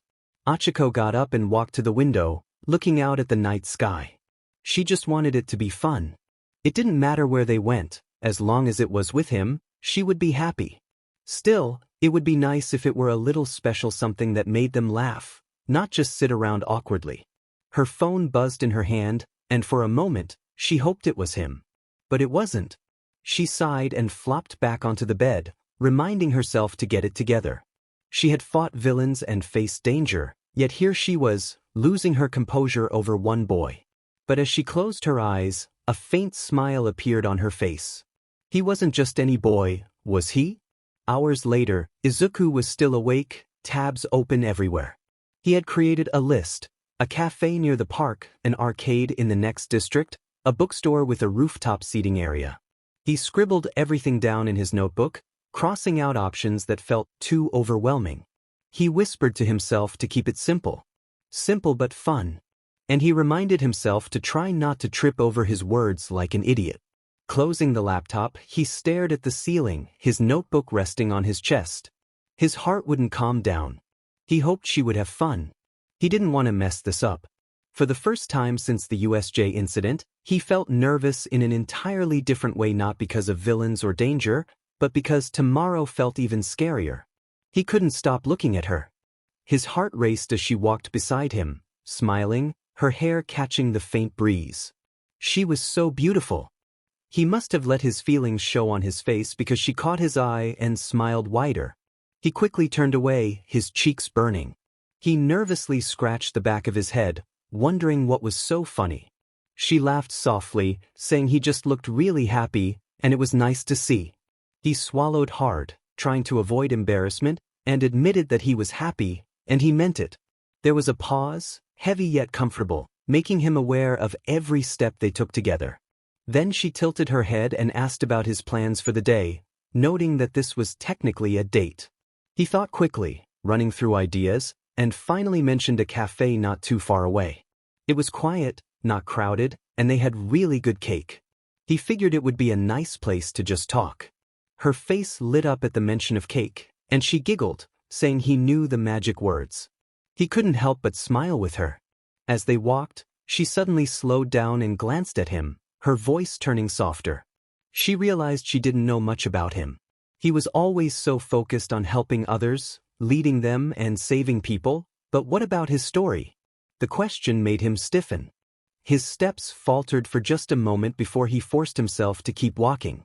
Memories flashed through his mind, his mother's cold words, Bakugo's fists, All Might's rejection, and the night he nearly ended everything. His throat tightened. He exhaled, trying to keep his tone calm. He assured her it wasn't that he didn't trust her, he did, more than she thought. But if he told her everything right now, it would ruin the mood. This was supposed to be a date, not a therapy session. She stopped walking, and he turned to see her staring at him with wide, honest eyes. She hadn't meant to pry, she just wanted to understand him better. But if it hurt, she would wait. She didn't need to know right now. He shook his head, managing a small smile, explaining that it didn't hurt because she asked. It just hurt because it wasn't easy to say out loud not yet. But someday he promised he would tell her. Her lips curved into the gentlest smile he had ever seen, and she said she would wait for that someday. They continued walking, closer this time, their hands brushing once by accident, but neither pulled away too quickly.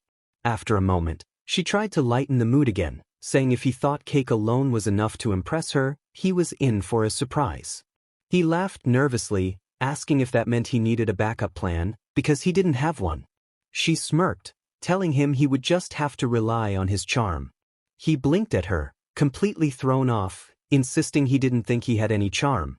She covered her mouth to hide her laugh, teasing that he was clueless, and that was kind of charming too. His face heated again, and he quickly looked away, realizing she was teasing him a little. But she meant it, he didn't even realize how much people noticed him. He stayed quiet after that, overwhelmed by the thought of someone like her noticing him. When they reached the cafe, the warm smell of coffee and baked goods filled the air. He opened the door for her, and she stepped inside with a soft thank you.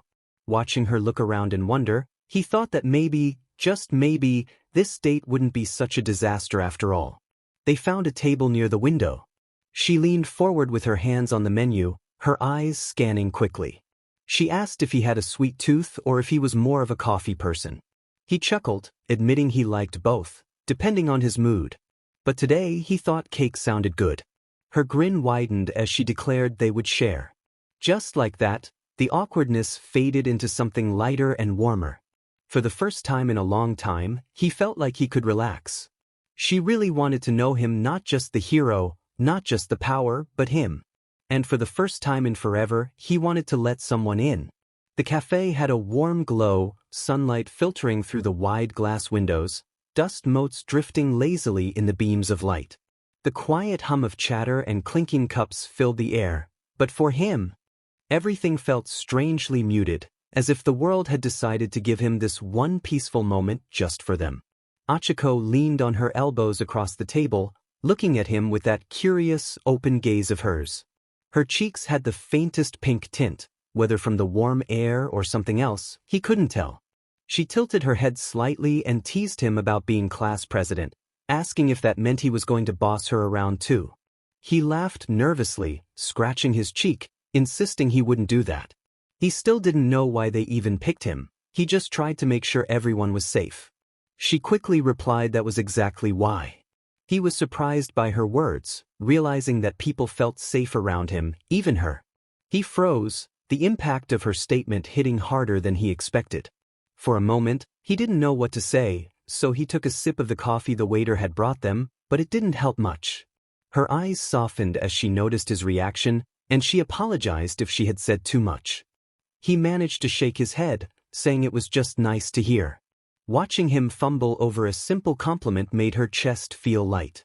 He was strong, unbelievably strong, but there was something almost fragile about the way he reacted to kindness. The waiter set down the cake they had ordered, 2 forks placed neatly on the side. It was a chocolate cake layered with cream and decorated with strawberries on top. Achiko clapped her hands together quietly, her eyes sparkling with excitement. It looked so good, and Izuku smiled, though he still seemed a bit shy. He offered her the first bite, raising an eyebrow teasingly. Achiko playfully suggested taking the biggest piece and leaving him with crumbs. He blinked, actually considering it for a moment, and then simply replied that he would let her do that. Achiko almost choked on air, surprised by his straightforwardness, but his cheeks turned red immediately after. She laughed, not at him, but because he was so adorably genuine. She called him dangerous, and he tilted his head in confusion, clearly not understanding. Achiko grinned as she sliced a piece of cake and slid it onto his fork, calling him dangerously sweet. His hand trembled slightly as he took the bite, his eyes widening at the taste. He muttered that it was amazing, his cheeks puffed slightly from the food. Achiko couldn't help but laugh again, softer this time, leaning on her hand to watch him. From Izuku's perspective, he didn't know why she was laughing so much, but it felt nice. It was as if she was genuinely enjoying herself and enjoying him. He hadn't realized how much he wanted someone to look at him like that. Suddenly, she held up her fork with a piece of cake and told him to say, "Ah." His mind short-circuited, and he hesitated, feeling his face heat up. Finally, he leaned forward and took the bite, and her bright smile afterward felt like a victory, causing a silly grin to spread across his face. Trying to play fair, he cut a small piece and slid it toward her, saying it was her turn. She blinked in surprise, blushing slightly, and he reassured her that she didn't have to worry. He had fed her, and it was only fair. Her lips parted in shock before she smiled shyly and leaned forward to take the bite. In that moment, time seemed to stop. It was no longer just about the cake. It was about the closeness, the shared warmth, and the unspoken feelings hanging in the air between them. From Achiko's perspective, she had never blushed this much in her life, not during training, not when she saw him fight like an unstoppable force, and not even when she first realized her feelings for him. This moment was overwhelming. They continued to eat, passing bites back and forth, laughing when one of them almost dropped a strawberry or smeared cream on the fork. All the while, she kept sneaking glances at him, marveling at how someone so powerful could also be so gentle. At one point, she leaned back in her chair, tapping her chin and teasing him about whether this was his idea of a perfect date. He blinked, clearly overthinking it, and admitted that he wanted to keep it simple, just the two of them talking and enjoying themselves. She smiled softly, telling him it was better than okay. It was perfect. The way his face lit up confirmed that she wasn't the only one who meant it. Walking beside her felt lighter than usual, the city stretching wide around them with neon signs humming to life against the darkening sky. His hand brushed against hers as they moved through the crowd, and for a moment he wondered if she noticed how fast his heart was beating. When he glanced sideways, her small but radiant smile made the noise of the city fade away. She asked him what he usually did when he wasn't training or saving people, tilting her head slightly in curiosity. He rubbed the back of his neck, letting out a nervous laugh as he confessed that he was kind of boring. He read, took notes, overthought things, and sometimes just walked around to take everything in. He also enjoyed watching TV and playing video games, admitting he was a bit of an otaku. He looked at her, searching her eyes for a response. Achiko chuckled softly, leaning a little closer as if she wanted to hear him better despite the city noise. She shared that she used to just work, study, and train, but lately, she wanted more days like this, being out with someone who made her feel like the world wasn't so heavy. Her words hit him harder than any villain could, and he smiled despite himself, feeling warmth bloom in his chest. He told her how much that meant to him and expressed his gladness that she felt that way. They stopped near a small street vendor selling sweet crepes, the smell of sugar and butter filling the air. Achiko's eyes lit up before she even spoke, tugging at his sleeve gently to suggest they get some. Watching her choose toppings was almost hypnotic. The way her eyes darted around and the little bite on her lip while deciding captivated him. When she caught him looking, his face burned, but she just laughed and handed him half of her crepe, asking him to share with her as if it were the most natural thing in the world. The sweetness of the crepe didn't compare to the sweetness of that moment. From his side, he could barely focus on the city itself because Achiko was right there beside him. Her presence was calming yet electrifying, and he found himself stealing glances whenever he thought she wouldn't notice. The way her hair caught the glow of streetlights and how she stumbled over her words. Sometimes but always meant them with her whole heart made his stomach flutter. As she offered him the crepe, he watched her lips curve into a shy smile when he took a bite, thinking he looked unfairly adorable. His chest tightened, and for a moment, he wanted to reach out and hold her hand without hesitation. She then asked him what he would want to do if he weren't a hero. Caught off guard by the question, he blinked but felt his eyes soften as he thought about it. He admitted he had never really considered anything else, as everything had been about being a hero since he was a child.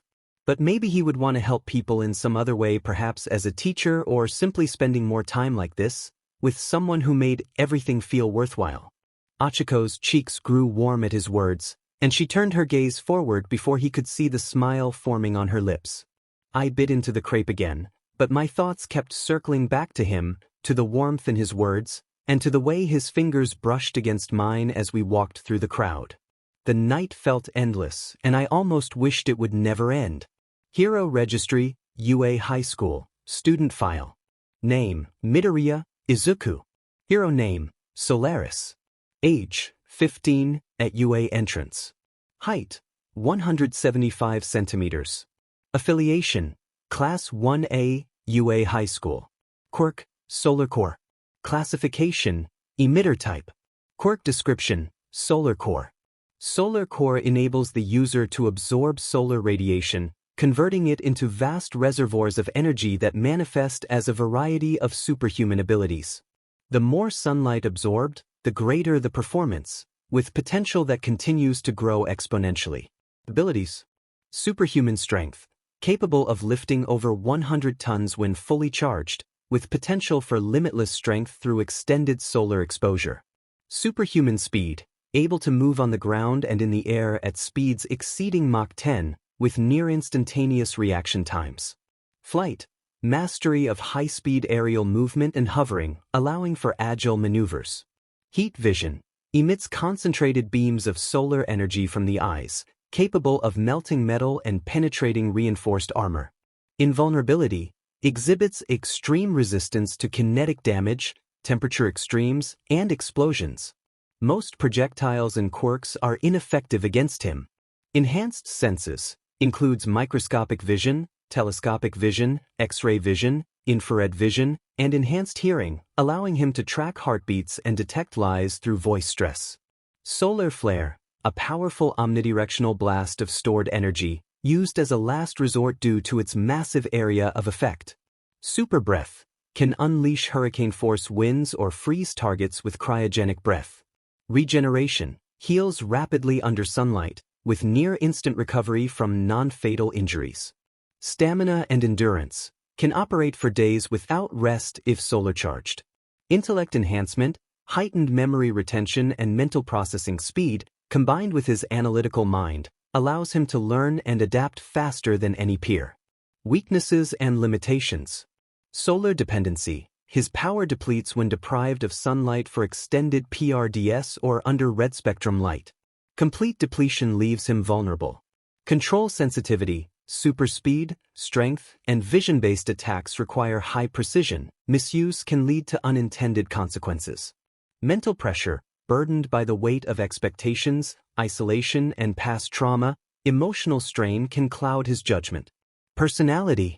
Izuku is analytical, kind-hearted, and fiercely determined. Despite his overwhelming might, he remains humble and emotionally grounded. His past as a quirkless outcast has forged a deep sense of empathy and a tireless drive to protect others. He meticulously studies quirks, battle tactics, and combat psychology, seeking to grow beyond even his limits.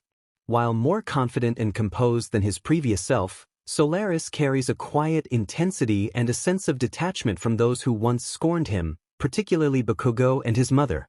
His compassion is profound, but his tolerance for cruelty is nearly non-existent. Likes hero notebooks and battle analysis. Real heroes. Katsudon. Helping others from the shadows. Quiet rooftop training sessions. Stargazing and sunlight. Dislikes. Bakugo Katsuki, bullying, hypocrisy, betrayal. Izuku Midoriya, neglectful and emotionally harmful after his quirkless diagnosis. Being underestimated. Red sunlight and cloudy days. Wasted potential. Cowardice in the face of injustice. Hobbies. Hero analysis and battle notebooks, now more advanced and strategic. Classic manga and superhero comics. Enjoys both Japanese and Western styles. Admires tactical minds like Batman and strategists like Lelouch. Fighting games and arena simulators, studies enemy patterns through competitive gaming. Favorites include Street Fighter, Dragon Ball FighterZ, and Mythos Combat Infinite. VR combat training and custom scenarios. Programs his own AI battles to push his limits. Speed reading and mental puzzles. Solves logic puzzles and studies historical battles. Anime deep dives and voice acting practice. Has memorized entire speeches from iconic protagonists. Urban exploration and rooftop meditation. Enjoys flying above the city and reflecting at sunset. Combat style. Tactical juggernaut. Combines devastating physical might with surgical precision. High-speed blitz combat. Utilizes speed and aerial dominance to disorient enemies. Aerial supremacy. Exploits flight and heat vision for rapid takedowns and crowd control.